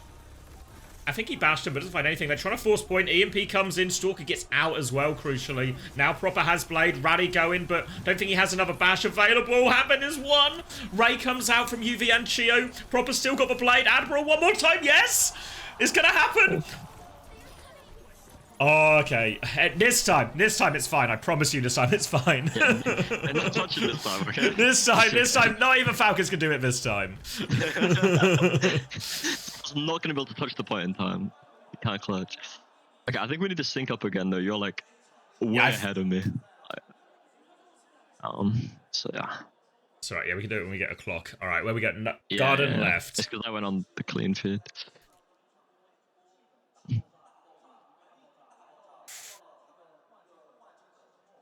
such a great start to get the map win. Because that then puts... Because remember, this is Falcons map pick, so they get this. They get... If they get basically map advantage in the series then. Because it'll be two picks each, basically. But they'll have a 1-0 lead. All right. Is it first to 3? Right? Yeah, first to 3. Yeah, okay. All right, I got point unlocks in 28, 27, 26, 25, 24, 23, 22, 21, 20. All right, we're synced. 19. Yeah, beautiful. All right. Genji Farah from Falcons here. A comp nat. Really only they can run with this level on both heroes. Genji, Sojin on the other side. Hitscan can always be a pain on this map. Zero's going to lose that point fight. It feels like this side fight, Zero, Admiral have been taking it pretty consistently. But Stalker, they've been 3v2ing it basically on the side fight, Falcons. They send both DPS alongside Fielder. And they've been catching Zero, I think like maybe even like 3 or 4 times already, honestly, Jang. Yeah, and I suppose the fact they're playing Genji Fire here, it kind of lends itself even more so, rather than having like a Surge. A bit more awkward to go on the side. Just means Zero has to be careful. It's not necessarily a problem. Either, obviously, Lethal can do the same thing as well, help overload that side. And Kufra on Hazard can actually do more of the same. They just need to... It's Zero who needs to adjust a little bit not to get punished. But now Hambin's going to double in. This is 4v5 because they found an opening pick onto Proper. Nice kill from Lethal. Pocket is good. Hambin will have Stomp out here, but they can put a lot of damage on him. He's actually going to... He's going to go deeper. Pull him away from point. Little air shot from Zero. All right. Retake before any of the ults come online. Going to feel happy about that. Admiral's rally is so outrageously fast again. Yuvi's got Ray advantage. Lining up.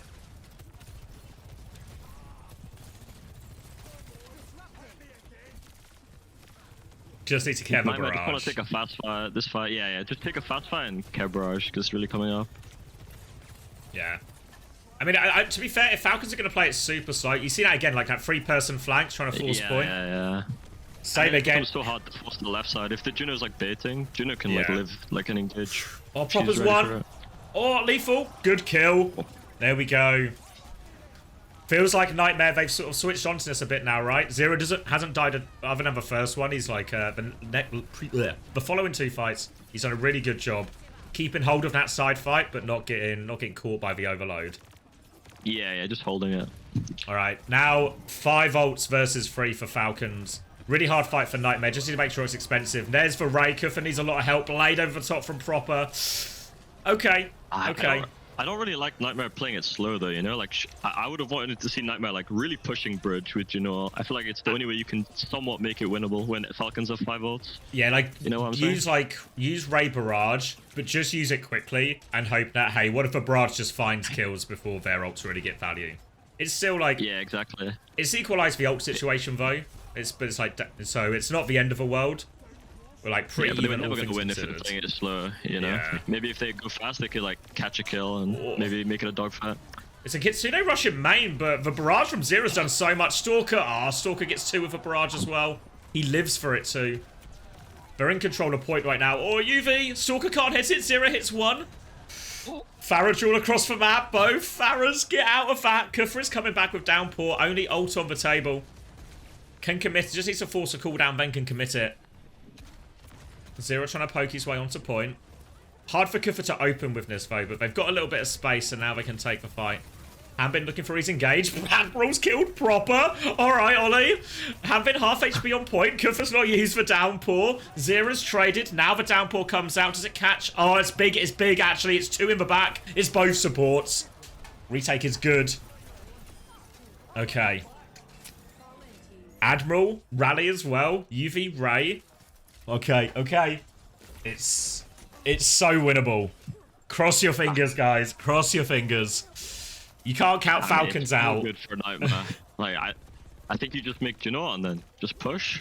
It looks so fucking good. Falcons have no ult to respond with. If Falcons want to slow this down, Falcons are too far away from ults. Yeah, so Falcons are going to go fast. They one-shot UV. Admiral's going to rally. Lethal needs help. Lethal dies. Oh my god, they just one-shot him across the map.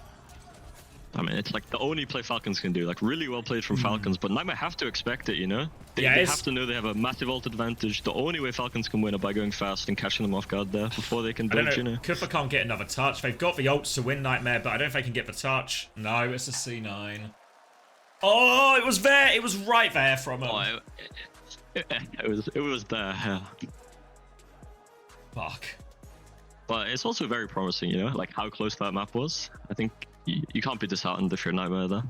Yeah, and that was for Ramban as well. So, like, all things is like, okay, Falcons won their map pick. They banned one of the key heroes. Now, all of a sudden, next time they play against Varam, they're going to be playing...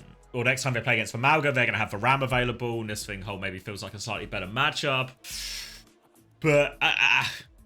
and this is the one where if you lose, this is the sort of map you go like, actually, how did we lose that Lijiang Tower, really? But it's... Yeah. Because the best case for Falcons in that last fight, where they come across bridge and they basically just try and int, is they just make it messy. They find a few trades, and then they can have like a desperate recon. Like they have a sort of like a fight with like 80% on the clock or something, where they have to rush towards the point, but they at least get like a 5v5. Yeah, and they got the perfect pick, right? UV was like 90 on Ray, but you have to think like, if you're a Nightmare, they had rally. Can they not just like, as soon as they see them coming fast on bridge, you just rally and you just live until you have Juno? But I feel like they just didn't expect them to come that fast, and then they just find the pick. Yeah, like Hambit just sent it all the way down. But I also feel if Admiral's just like sometimes if you're playing it slow, what happens is you just end up conceding too much space or too much respect. Right, like we're seeing a lot of times when like Falcons are probably actually the best example of this when Falcons have ult advantage and they hold close, they actually just go first tempo. As soon as they think, hey, that support's killable, that hit scan's killable, whatever it is, they'll just use it first tempo around the corner. And what's really hard for the team that is trying to play the no ult or play without ults and just play the clutch is what you want to do in that situation is maybe set up a few flanks, try and go, you know, send your tank through main, a few flanks come in, and you hit them all from different angles, surprise them. But it's really hard to set that up if Falcons just fucking hit you before you do anything. Before you can even take those flanks, so your flanks get into position. So there really was a timing there. Or like even just hold that choke more aggressively, where maybe UV can still be in the same position, and if UV gets one shot, then like fuck, he gets one shot. But Admiral rallies right on the bridge choke, and then fuck it. You've killed, okay, you've one-shot UV, but we've also one-shot somebody, and we've got a rally going. Yeah. I even like as soon as they start walking across the bridge, just swinging with rally, like Falcons have nothing. UV's not going to get one shot when the rally comes out if they're swinging with rally. Like, I think if like Nightmare could replay that fight with like all the information of the fight, like they win it like every time. Yeah, I feel like it's just there's more ways to win that fight than there is to lose that fight, really. Yeah. But you know, we'll keep the spirits high. The belief this is actually promising. If you told me they would lose, was extremely promising. They would lose Lijiang Tower versus the Malga comp when Ram was banned, and it would be like 99-99 for 3 rounds of KOF, blah blah blah. I'd be like, all right. At least shows we're in the mix here. Yeah, it's like game on, 100%.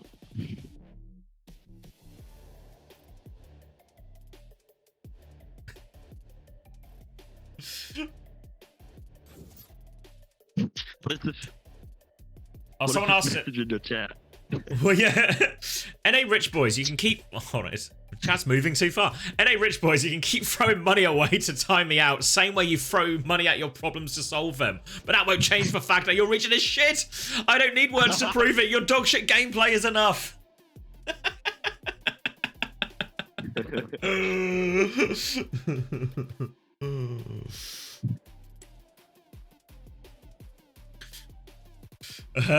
So someone asked, somebody asked a Overwatch question as well about, is Ram favored into Malga? I don't know if favored is the word, but I think there was promise then that actually the Ram v Malga matchup was actually quite reasonable, even back before Malga got nerfed, and now with the Malga, the Cardiac Overdrive change, it probably maybe leads the other way. And I think also what is probably almost guaranteed is Falcons have never played Malga into a bloody Ram in Korea.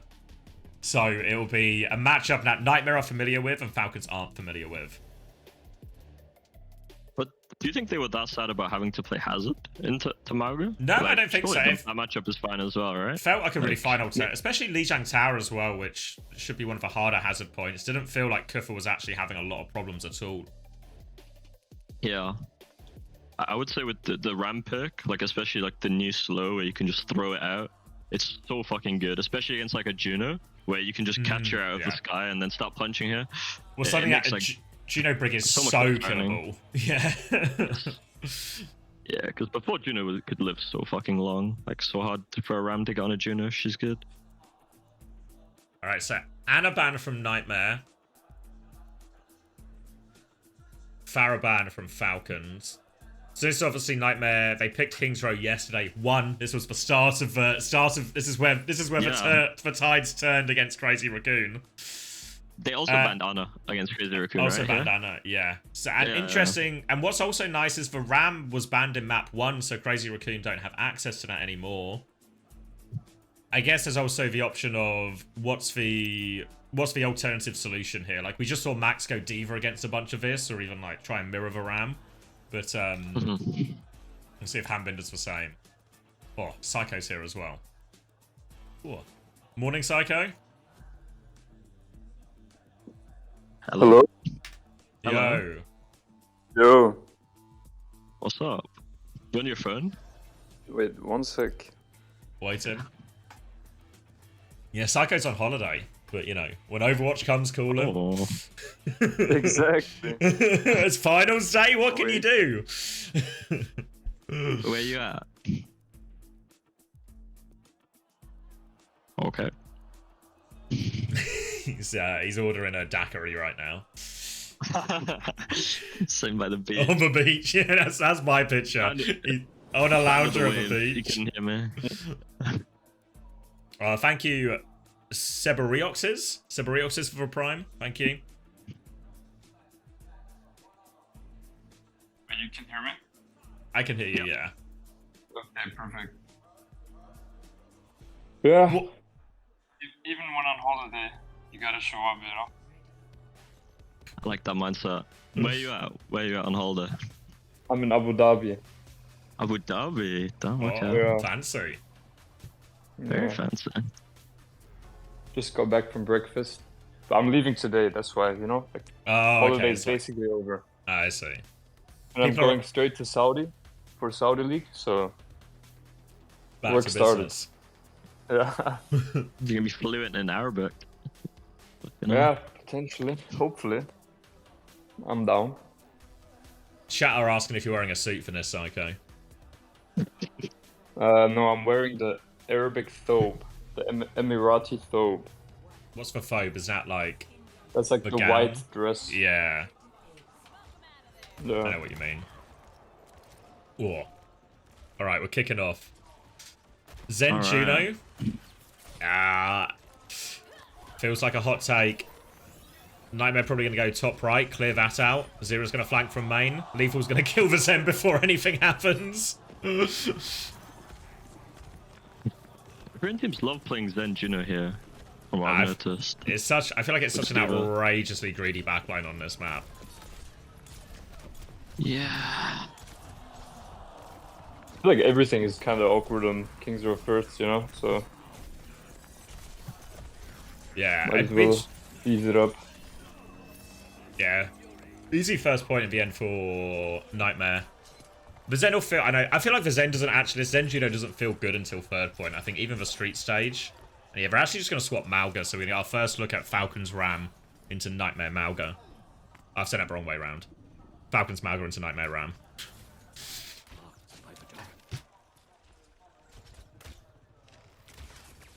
Yeah, I was surprised how much Malga has been being played this tournament. Like, after Only the Falcons, no? They've they tricked once again into a mirror. Yeah, only ever either from Falcons or versus Falcons, I think, has been the only. But they've made it work. Yeah, ironically, they did actually lose that Malga mirror to once again before beating the Winston comp with the Malga. In the upper finals now, so it all works out. Alright, Chio has a quick array here, but there is a dragon, so there's always a chance. It's actually one of the best dragon spots in the game as well.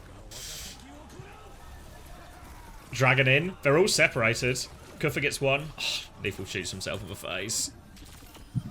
Alright, yeah. So Ray beats Dragon. Not an awful ult trade, though.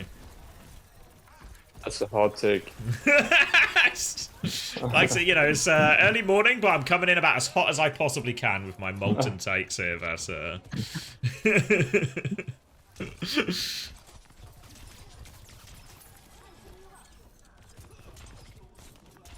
Falcons probably, I don't know. They either just play disengage or they just go early. Hampton is like lurking on the left right now. Zero's going to run into him though, so they'll find him early. Going forward, proper blade over the top. Admiral needs to hit the bash. Coming through, bash is good, one shot. Lethal holds the rail for it. Nicely handled. They did put the annihilation as well. Yeah, it will. I mean, it'll be a clean fight win. Should be no trades. Proper tried to bait the bash by like going inside the room for a second, but it was good from Ollie to like be really like wait on his bash. Good patience. I haven't watched that much, but I swear Admiral has been so good this tournament, right? Yeah, really good. Yeah. Admiral is so good, like genuinely. I feel like he's underrated if anything. Yeah. Alright. Proper's been forced back early. They have Ray for point here, UV. The snowball is really on. Just drop Ray on point. Rally, Cage, but Ray Blade should beat it. There's for Ray, there's for Blade. No Cage just yet. Either Zera gets one shot by Stalker. Unbelievable. Kuffer still finds a kill on point. Hambin doesn't quite have Cage yet. Proper's want to kill him the back. It's 3v3, but Hambin has for Cage. It's Cage overclocking this 3v3. And Kuffer's trying to play with the shield. Hambin's still low. Oh, he's, well, for all of a second before his HP shoots back up. Unbelievable. Like, such a huge clutch from Stalker to hit that shot. Yeah, maybe Zero could have just waited like an extra second, you know, after the Juno ult. Falcons are going to have to touch point in that scenario, right? So he got back. Done. Apparently got bashed as well. The exact same setup now. It was the same again, man, right? Admiral bashes, lethal hits the headshot. Fielder and Stalker do the same. Now it's Ray advantage. Nightmare don't have too many options here. Like walk up, overclock, try and disengage for Ray. Then use rally if they overextend. It's not a bad fight, they just need to be tight on the disengage. There's for Ray's pretty early actually. Hambin's in deep. Oh, Lethal's gone a different way than everyone else. Unless he hits for shot. Unless he hits for... No. Proper's got pocket. And Hambin gets out as well. They're going 4v5 actually. They've got the rally. They're chasing him down. Admiral gets the kill on left. Classic brig gap. Now just need to clean up on point. Alright. I really like that from Nightmare actually. Yeah. That was so good. What? Admiral is just insane. What the fuck? Yeah. He's just... Everything's connecting for him. He got fucked over in EU so hard actually. Like, the stuff he had to like with when he was on TM, like in NA, from like, just like college stuff. Well, there's lots of factors, but... No, it's just Chris. They picked both Lethal and Admiral, and now they're both winning. We never kicked Admiral. They ended the league. Okay, but he didn't for invite him back, SNG, you know, sort of kicked them. Oh, they get cheered with this annihilation. Stomp misses. Full block from Kuffer. A late pick here wouldn't go and miss. I think Zero's on the left, maybe actually as well. Yeah, they're forced all the way back.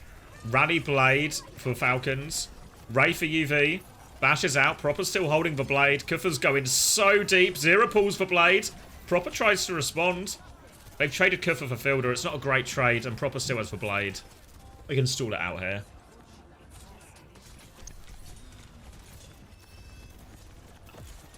Now it's Cage Blade. This one's really hard. This is a maybe walk up and trade situation for Nightmare.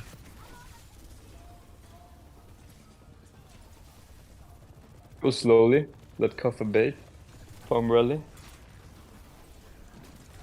Proper's looking for it. Hambin's going to go, actually. They're just going to send it. It's a Cage of a back, but they've lost Fielder. The Cage Blade only kills Lethal, but Proper then finds for follow-up.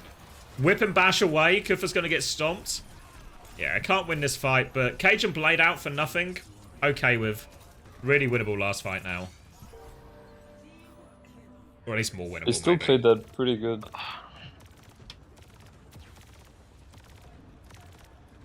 It's just going to be Ray versus Rally now. It's hard. It's hard for Nightmare still. They kind of only have one time for Or time for one proper fight too. Yeah, I think it doesn't feel great, honestly. Alright, Proper's half HP, but Ray comes through now. Admiral's dropped it. Ray over the top, Zero dies. They try and disengage a little bit here.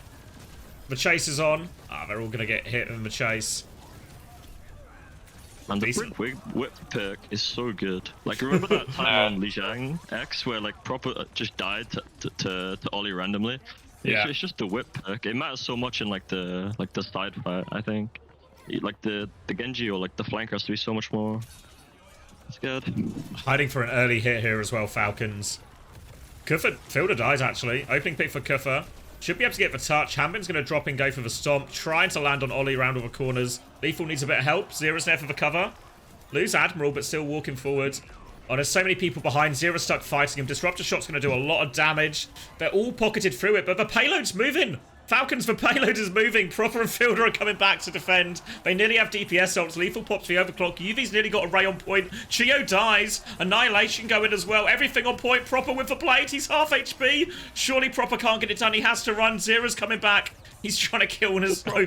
He can't kill the Sojin. They're still fighting on point. Hambin's half HP. I think they're just okay on point, honestly. Too many ults on point. That's going to be a full cap for Nightmare.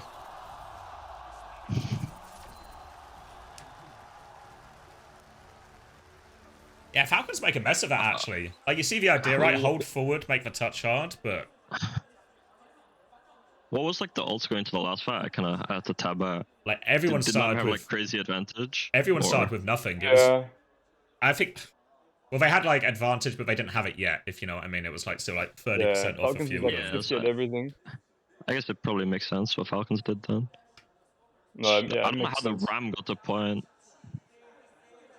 Well, what you want if you're Falcons there is you just want to trade a few people in that fight. So then when you get the fight on point, it's just like you just have a respawn advantage there, and they don't get to use any of their ults cleanly. But Nightmare they like kill Fielder immediately as they come around the corner, and then Falcons don't even find the late trade onto Zero or Lethal or anything like that. They all just Nightmare just rotate underneath for free. I swear Kufa is so good at finding like these flanks, you know, and always connecting onto the backline. Like on Hazard, on Ram even. He just seems to take so much space. It was the same against Crazy Raccoon. There were just parts of the map where Kufa would just seem like he can exist. That I feel like they would be a feed almost for anyone else, or anyone else would get punished in that position. Yeah, when did these guys get so good? I swear they've always been like or maybe not like beating Korean teams, but like no, not like individually, you know, but. Oh, like as a team, you mean? I mean, they've always had like good scrimbucks, like this whole stage 1 in North America. Yeah. It was like, but results didn't always translate. But then they won like the NA finals, but I think a lot of people took that as like, you know, everyone already qualified for Hangzhou, so it was like a little bit foot off the gas. And then they got bummed at Soup. Didn't win a map at Soup Cup, but I don't know. Everything's just come together at the right time for them. Yeah. Hangzhou continues to be broken on King's Row first point. A Stalker's going to do the same as Lethal did. And it'll be an immediate first point for Falcons. I think Gultek especially is like really good from what I heard. His stocks are so high right now. After what he did for Way in Korea, and now Nightmare of beating Crazy Raccoon. Yeah, he's probably like highest stocks of any coach right now. really hard to argue against the on that. Yeah. I saw Irony was LFT. Any comments, like? Oh, really? Is he? Yeah, I don't even know. This guy's been on holiday. I don't know what's going on. I just know Ben missed his cut. That's all I know. Fair enough. Alright, round the corner. I have been taking half HP. He's managed to stomp back out of there, but now Nightmare can just push forward back to the choke. All just trading for ult charge, really. Slight ult advantage for Chio and Beret. Proper's got a much quicker blade, though. Admiral's dead on the flank. Again, Falcons are doing the same thing, right? This time Hambin overloads the flank. This Admiral gets caught. Always hitting this third person on the side fight. Zero's in a lot of trouble now as well. Yeah, they're just going to crack this open from the side fight. Don't use any of their ults. Realistically, though, you have to think that's just a mistake from Ollie, you know? Like, he should be able to see that they're, like, sending another one. It's not like Mauger is, like, he shouldn't get, like, one shot because the Mauger comes, like, on the flank. Same thing we were saying about Zero on Lijiang Tower. Like, the person who needs to adjust is Zero, right? He just needs to be ready so he's not in a position I can get. Yeah, I can die to that. Because he saw it in that one. Also, they win main by a mile because there's no Malga there, so just need to not die on the side fight, and they can keep holding. Exactly. Yeah, exactly. All right, double support ult immediately. Nightmare don't have anything yet. This is feeling really snowbally. Yeah. And that's just going to be cap. I don't know, this, just on paper, this seems so rough to me, you know? This Falcons can always just press W, and with... Fuck. You mean like the matchup second, or? Yeah, like with the Malgan attack and Ram on defense, I don't like it. I feel like they've had some success with like... They've had some success in North America, but obviously it's not Hanbin. Or it's not like Falcons playing Vimalga. So I don't know, I can see a world for it. And to be fair, that second point was, like, first point was just for Hangzhou gets a magic pick into, we lose for side fight into, like, terrible ult snowball. Now the rally. Admiral misses for Bash this time, actually. Kufa's gone deep, but Stalker's out of there. Lethal finds a trade. Annihilation, Kufa wants to clutch. He's all alone now. Oh, he's got Ollie with him. He's still relatively alone. The Annihilation's going to expire. This Zen is pissed off as well. It's a reset. Oh, it's starting to feel rough. Hanbin cage for the last fight. Lethal's gone Widow. Needs some magic from another DPS. No, not really. Oh, fuck. This is so hard for Ram. Actually, yeah, Hazard's a better pick. Yeah, I think Tracer's probably actually quite reasonable into this, like for 0-2. Maybe it's not the greatest map for it, but or the greatest point for it rather. Yeah, this point is kind of hard. Oh, he's got the Genji in the cage. Zero can't afford to be in that cage. Proper's got him pinned in. Proper's just winning this as well. And this is going to be... This is going to be a full cap with almost entire map back, entire time back. Oh no. Before this was like the crucial fight, you know, because they try to go fast with rally, and I guess it makes sense to go fast when Falcons go Zen, but they just need to like bait them in a bit harder. Like the rally just connects on nothing. Yeah. And then they also use Ramult to try and clutch the fight, and then at that point it's like, I mean, the next fight. It's all stuff that feels fixable, right? In terms of like, even the snowball on second, it's like, can we just play it a bit slower, play for checkpoint, and then we can just take a double support ult trade. Then when we go with a rally, like the push feels, or the idea feels fine. We just don't actually connect on anything. And then last fight, it's just, it can't be Zero who's in there getting the touch, right? As soon as Hanbin sees that Genji, it's the easiest decision in the world for him. Yeah, that's true. And also, probably also that Ray, actually, you know, the Ray they tried to clutch, because if they didn't use that, then maybe they have Ray still for that cage fight or something, and they can just fight in cage, and the whole situation feels a little bit easier.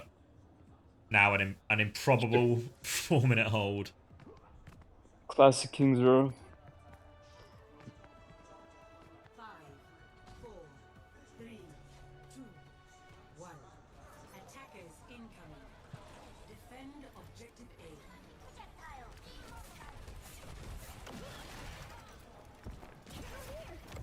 Zen Juno.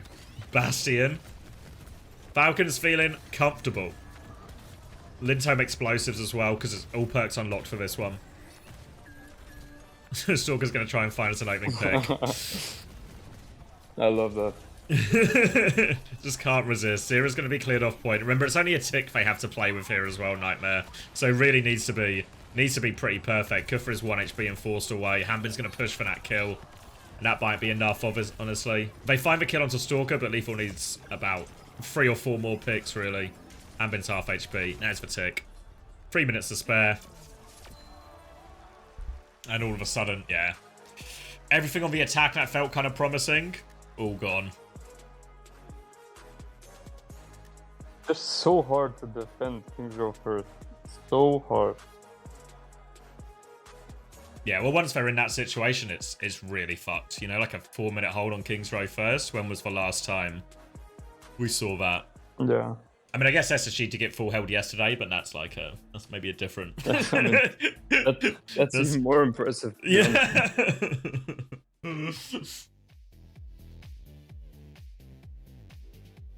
Were any of the lower bracket games worth watching last night? I went to sleep, I can't lie. It was so late. Nah, Crazy Raccoon, like, they smashed once again at the end. Just like, just played Winston. One on the Kiri Lucio, one on the Anna Brig, one on everything. Oh, is it a Monkey Mirror on all 3 maps? I can't remember the first map now. I just checked Wikipedia, it was Ilios, so presumably. Oh, right, yeah. The Monkey was flared, yeah. Yeah, and it wasn't... Ball. I think they banned Monkey.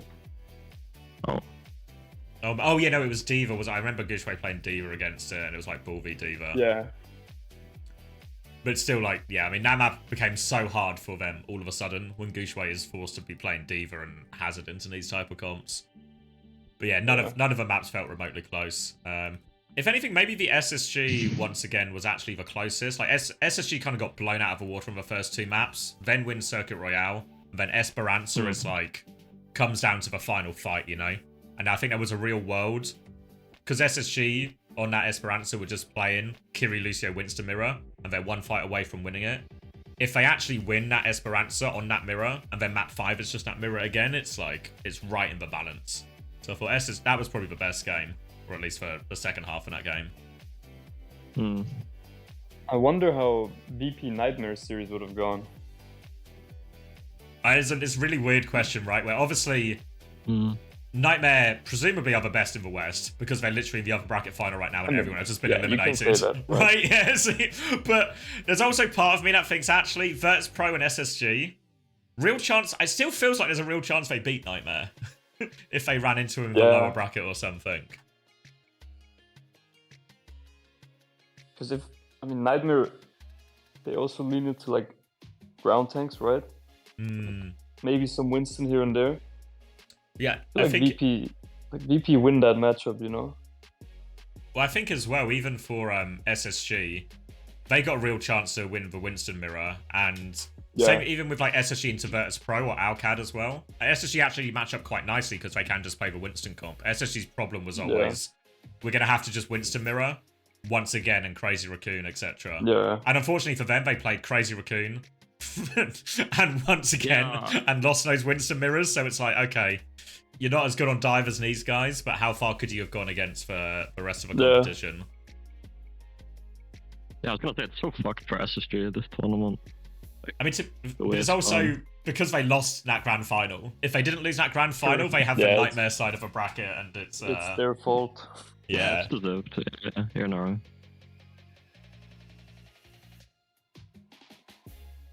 Maloney, you played with this team in collegiate, right? Is it the four players? Yeah, it's 3, so it's like Ollie, Kaffa, and Lethal. Yeah, and then we're on the same unit. Luke Mina. Oh, yeah. Yeah. But it got cut now? It's technically yes, but they said they'll keep our scholarships for like another year. Oh, okay. Oh, what, is it to the end of 26? Yeah, I don't know. Honestly, they haven't said the exact details. There's a lot of stuff to talk about there. But yeah, in theory, another year, they said. Okay. Would that be enough to finish your degree? No. I've got like another 2.5 years, 3 years. Oh. So. Yeah, it's not even close then, yeah. It's really not. But I mean, like, if I want to stay in uni, then I'd easily be able to like go to another uni and like transfer my credits. Oh, okay. Because the way America works is like for the first like year or 2, you're doing like a lot of gen ed classes, and like those are like really easy to transfer between universities in America. So I've been told at least. Can you transfer them back to the UK at all? Does it work like that, or like I don't know actually. I to be honest, like if I was gonna come back to the UK, I was never planning to like study in the UK, so I haven't ever really thought about it. You know, like the only time I'd come back to the UK is if I'm like, I don't know, like playing on an EU team, and then I wouldn't want to be in uni. If that makes sense. Yeah. People are asking what you're studying. Psychology. Oh. Damn. Yeah. I was doing geography, but then I swapped. What the fuck? Less interested Geography? in maps of the outside, more interested in maps of the mind? Ooh. Yeah, I don't know. I just found geography kind of like boring, even though I really liked it in high school. But yeah. You're the first person I know that studied geography. What the fuck? Yeah, it's pretty rare. It is interesting though. Like, I don't know. Which, I remember when I did geography at school, I always felt like a bit of an amalgamation of like, we'd learn about different places, but we'd also learn about like, what do you call it? Like the rock composition and stuff, which I guess is more geology. Like it was all sort of shoved in when I did it at school. It's normally broken down into like the human side and the physical side. So like the human side being, like you said, like the countries and stuff, and then the physical being like, yeah, like rocks or just like the way the earth is made up, like, and then like earthquakes, etc. That's kind of how it's split normally. You have to study a lot, or it's kind of easy?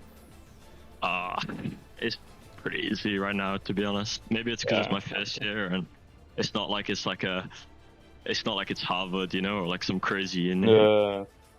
And yeah. Still play the game like a lot.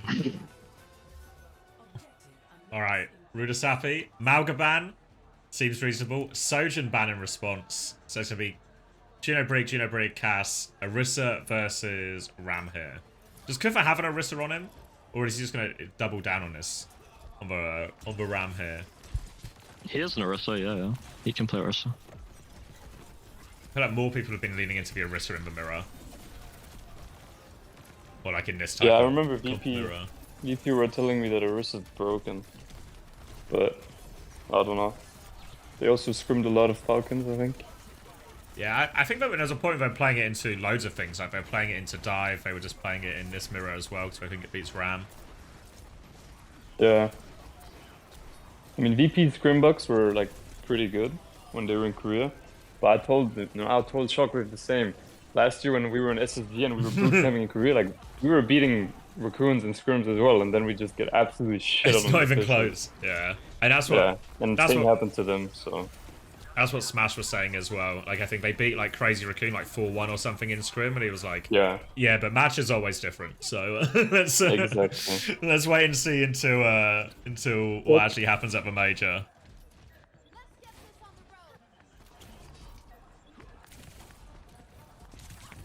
Alright, Falcon's going to try and lean into Pharah, Genji, obviously, off the back of their Sojin ban. Surprised me to see Lethal try and play Cass or something. Not Cass, sorry, Ash. I feel like he played loads of it with a lot of success. If only this guy would go Cass. Pulse is a miss from Zera. Good block from Fielder though, to be fair. This is, I don't know. You guys tell me, you're the experts, but does Tracer not feel hard into this comp from Falcons?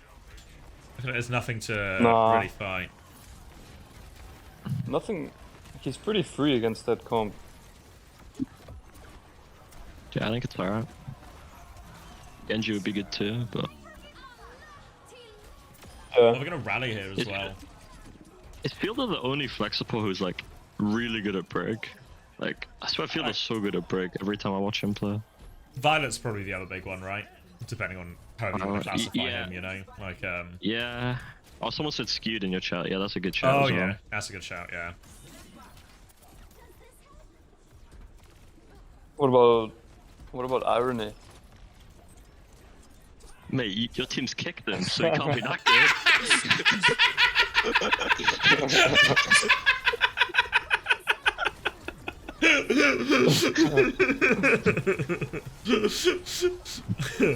It's a Terra Surge. It's a Terra Surge Ray Blade. They've stolen a robot though, for what it's worth. They've actually sort of got away with this one. Kufa's been booped in, he has the Annihilation, he's gonna pop it. He still needs more help. He's managed to get back to his team. This is a really awkward fight. Admiral's got the gap on proper. He actually had him in his back pocket for half of this game. I say that as they're 2 maps down, but he's in the pocket. They've made a really good show of this, actually, Nightmare. I don't know if they can get checkpoint here, but Barrage. At least get another ult out. Can find another trade, maybe? No, not quite. Alright, it's not the end of the world. Survive the big ult combo on their side. Lethal's going to go Ash as well. Nice. Alright, just full neutral. Zero's going to go Genji as well.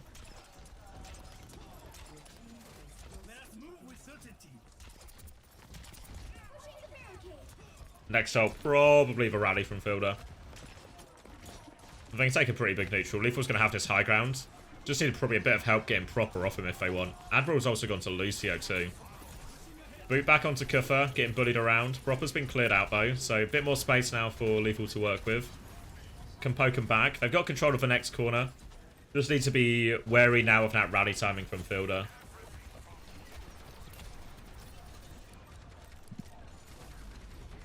Falcon's going to give a little bit more space. Holding up a choke. Form has been used. Now the rally onto Kuffer. Bash comes through. Dynamite hits everything, but Lethal gets killed by Proper. Nah, it's just the rally push. They've only got one kill out of it, but they should be able to get checkpoint.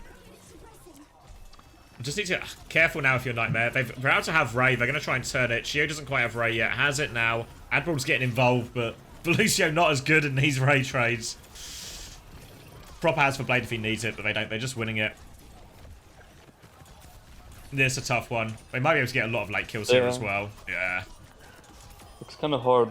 Like, with the Lucio especially, like, you want to ignore the Orisa, but it's so hard to ignore an Orisa. Yeah, I was just gonna say that. I think Orisa's so good at blocking, alright? Like, in these like, ult fights especially. Like, you kind of need to like shoot it first to force the spin. Otherwise, like, she just blocks and stops you from pushing. They don't even have a hit scan to go on. You know, like, if Fielder just plays smart, what the fuck can they go on? Admiral's always gonna die. Blade now from Proper. Terror Surge in the front too. Proper's got one in the back. But Bob is out, but the backline is dead. Proper's actually been so good for it today. Uses the Bob deflect to kill Lethal as well. Yeah, he's pretty looking a bit rough. Yes.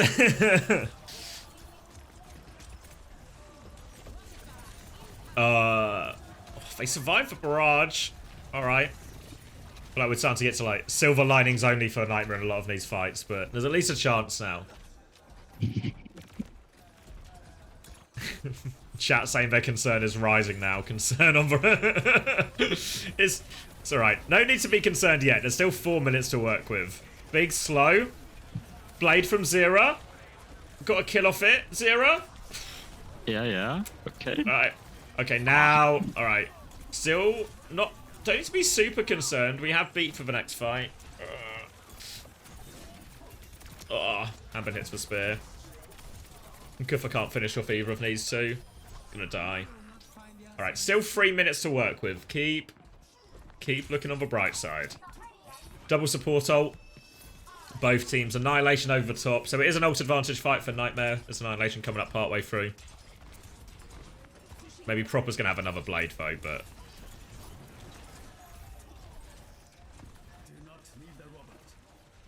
Proper going for the flank now.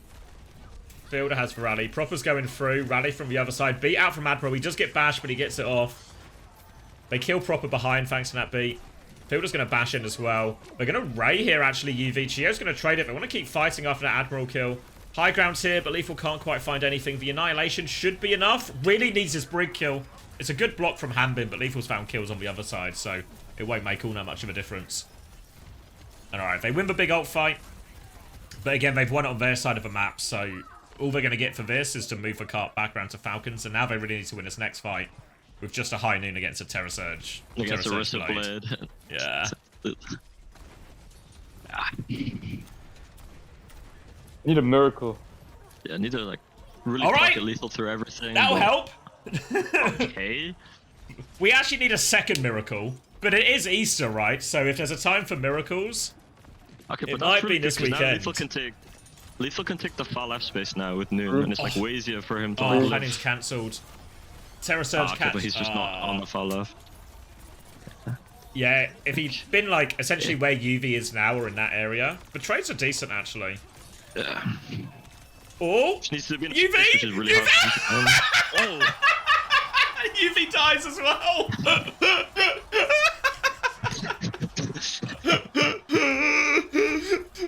Proper only had eyes for that kill. So hard. It's actually disgusting. We talked about miracles.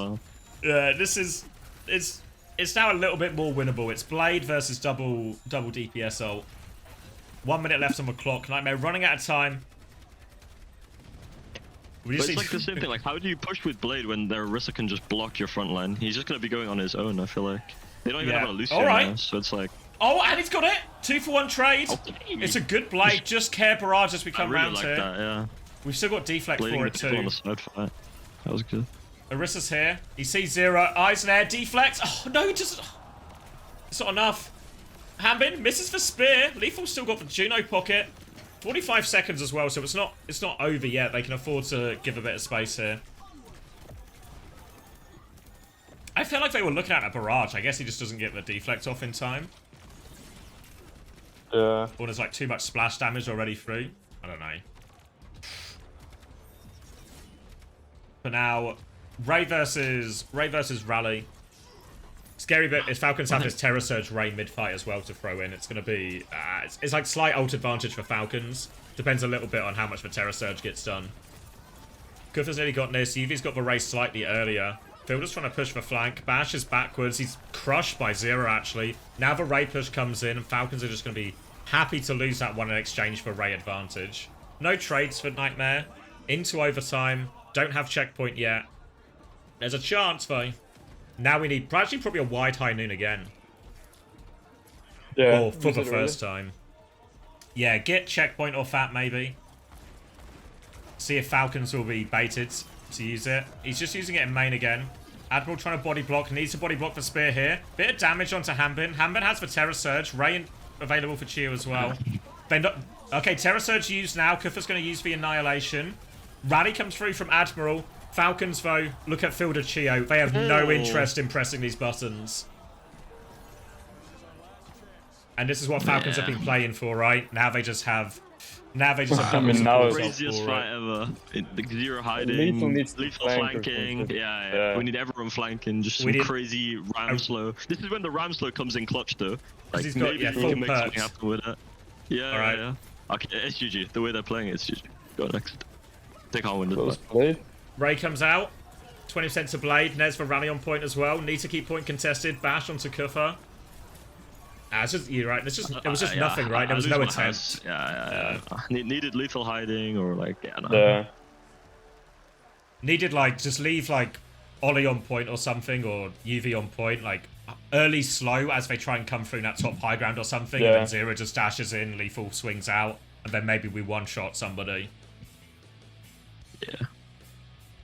Really like that from Falcons though. I feel like it's so rare that you want to like take so many like fights with no ults, but I guess in that scenario it's so good when you know you can just like keep losing fights. It's such a big lead to work with. Yeah. Exactly. Yeah.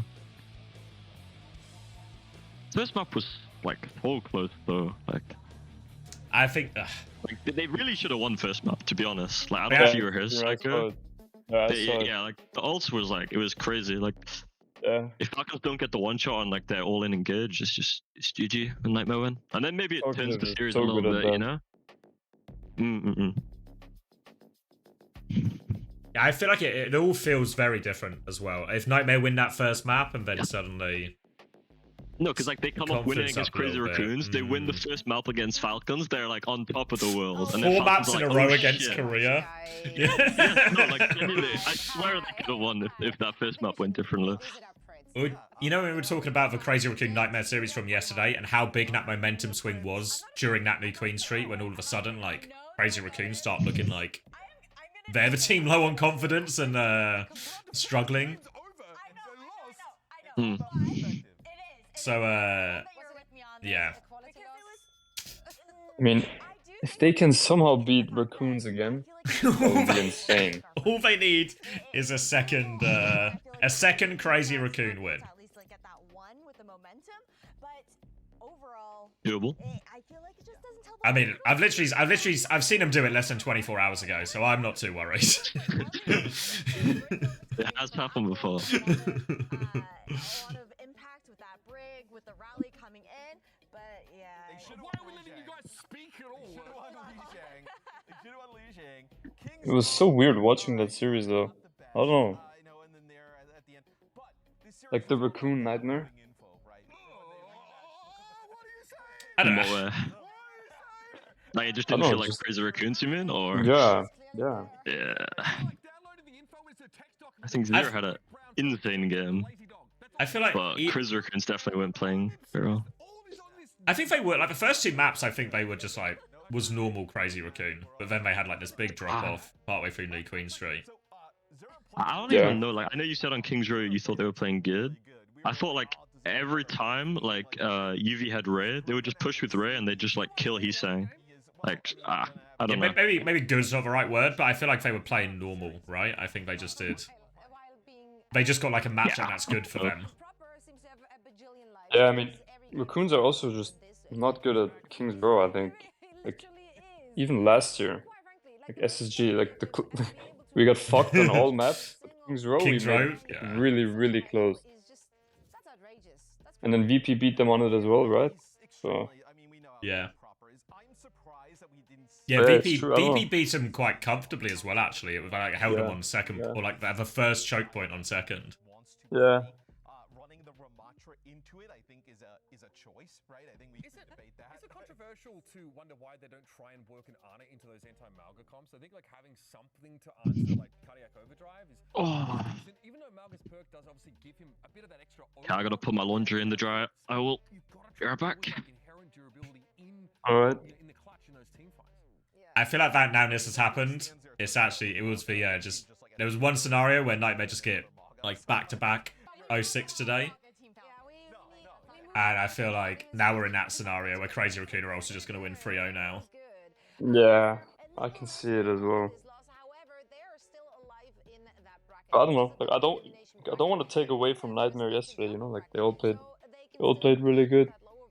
Yeah. Well, what they've achieved is more than anyone else has achieved, right? Like it's even if they go out 06 today, this is still the best performance from a Western team at a major. Yeah. Like I know Toronto had the Esports World Cup thing last year, like they obviously got to the finals, but I think there's a big difference between beating one of Crazy Raccoon and Falcons in that run to the finals or in the tournament run and not. Yeah, it's true. I think if that's the same lineup, you know, the way they play yesterday as they do today, I think they could. Did you see the EWC like spots and stuff? Yeah, yeah. It's like how do you think the last chance qualifier is gonna work? I don't know. I think someone was showing me there was like a schedule on the like, you know how the Esports World Cup is like a month long or whatever, and we're like a couple of weeks into it for the Overwatch tournament. There's apparently the last chance qualifier is at the Esports World Cup, like a little bit before. So it feels like. Yeah, it feels like if you're like whoever it is, like I guess like 4th place in NA, EMEA in China, you know, just outside that one spot outside the or not one spot outside for the auto qualify. Yeah. They're just gonna maybe they'll just get flown out and they'll just play like a fucking weekend cup or something for the final spot. Fucking hell. I mean, to be honest, I hope it's that because that'd be cool as fuck. Yeah, I mean, I hope so too. I don't know how else it could work, you know? Like, yeah, like it has to be cross-regional. Good luck, guys.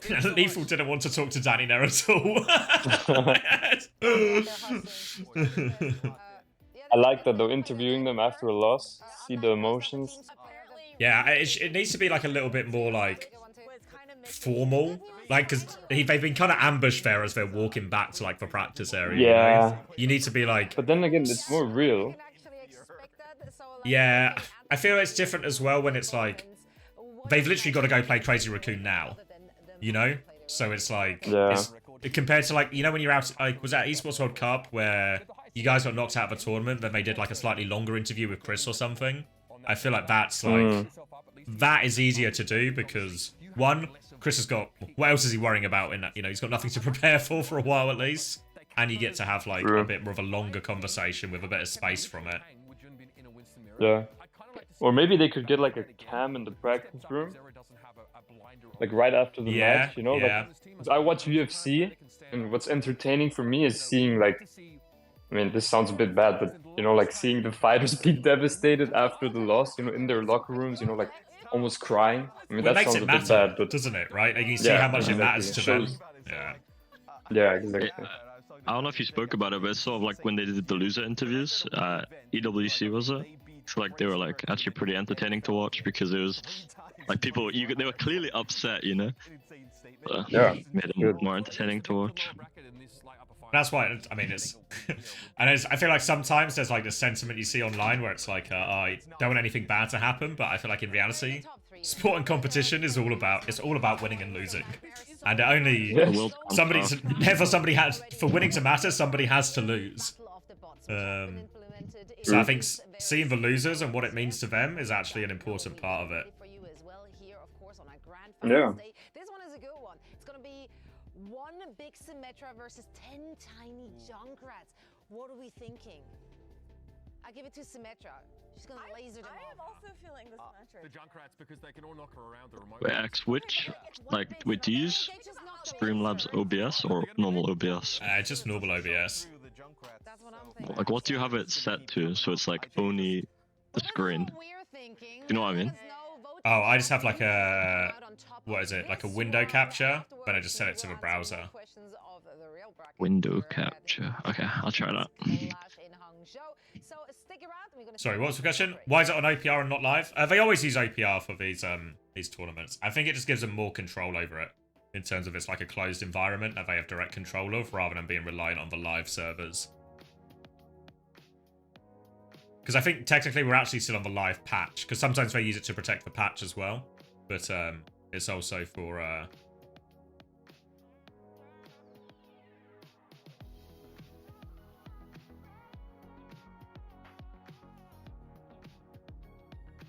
Aha. You got it? Figuring it out, yeah. So what's the other question? They should bring in a Korean 13 for the last spot in Esports World Cup. Yeah, I mean, I saw people discussing on Reddit. Yeah, like Korea are going to get, like, probably get 4 spots, right? Or at least, like, 3 guaranteed and then a chance for last chance qualifier, same as everyone else. I feel like actually, what everyone's saying on Reddit is, I feel like what you actually want to do here is you want to, like, take the spots away from the small regions. Or take them away in a sense. Like, don't, like, I understand, like, eliminating them all completely feels really shitty. So we don't need to do that. But rather than giving 1 spot to Latin America, 1 spot to Pacific, 1 spot to Japan, maybe, like, you know how they use the Asia playoffs? Have that be, like, 1 spot or something, and then Japan and Pacific can battle it out type thing. And just give more direct spots to Korea or something, or more direct spots out. Because I think in reality, while it's nice to have them there, I don't think it actually makes the competition better. Or like a more entertaining tournament. Why are people so obsessed with giving Koreans more spots? I don't understand. Like, I swear these all-Korean matches are just so boring. I don't know. I think they're good. I mean, if it's good, if it's close game, it's a good game, you know. I mean, of course, like a good game will always be a good game, but for me, I just prefer watching a cross-regional play. You know, that's why the Soup Cup was so fun for me as well. Sure, but then would you not rather see cross-regional play that is, I don't know, like Zeta Division versus Virtus Pro than Virtus Pro versus the best team in Japan? Yeah, maybe that's a fair point. Like, I'm not like, I don't want Korea to have more spots because, like, I fucking love Korea so much. I just want, it's the biggest event of the year. Let's send the best, let's send the top 16 teams from the world, if you know what I mean. Like, whoever earns it. Yeah. I mean, I'm down to not give, like, does South America have a spot this time? Yeah, it does, yeah. Or like, and give you another one. Goomba has returned from beyond the grave to say Koreans don't pay the bills, fuck them. Yeah, I actually fully agree. When do you ever see emotion or anything fun from Koreans? No racist. Couple. Yeah, but I also don't think this isn't like, the 2 things are separate, right? One of those isn't in favor of having better team, like taking Pacific and Japan, or minimizing the spots for those 3 regions in exchange for like better teams, right? Yeah, but like when I read Twitter and Reddit and people just crying about Korea only getting 2 spots, like it's just so obvious they'll have 3 confirmed anyway because they're gonna win this, you know, Hangzhou. Like why are you crying? Nightmare are gonna win, bro. I mean, America's Korea are going to be America scrapping it and out South for an Korea. esport, yeah. NA sending the entire OWCS. I'll bear back on second.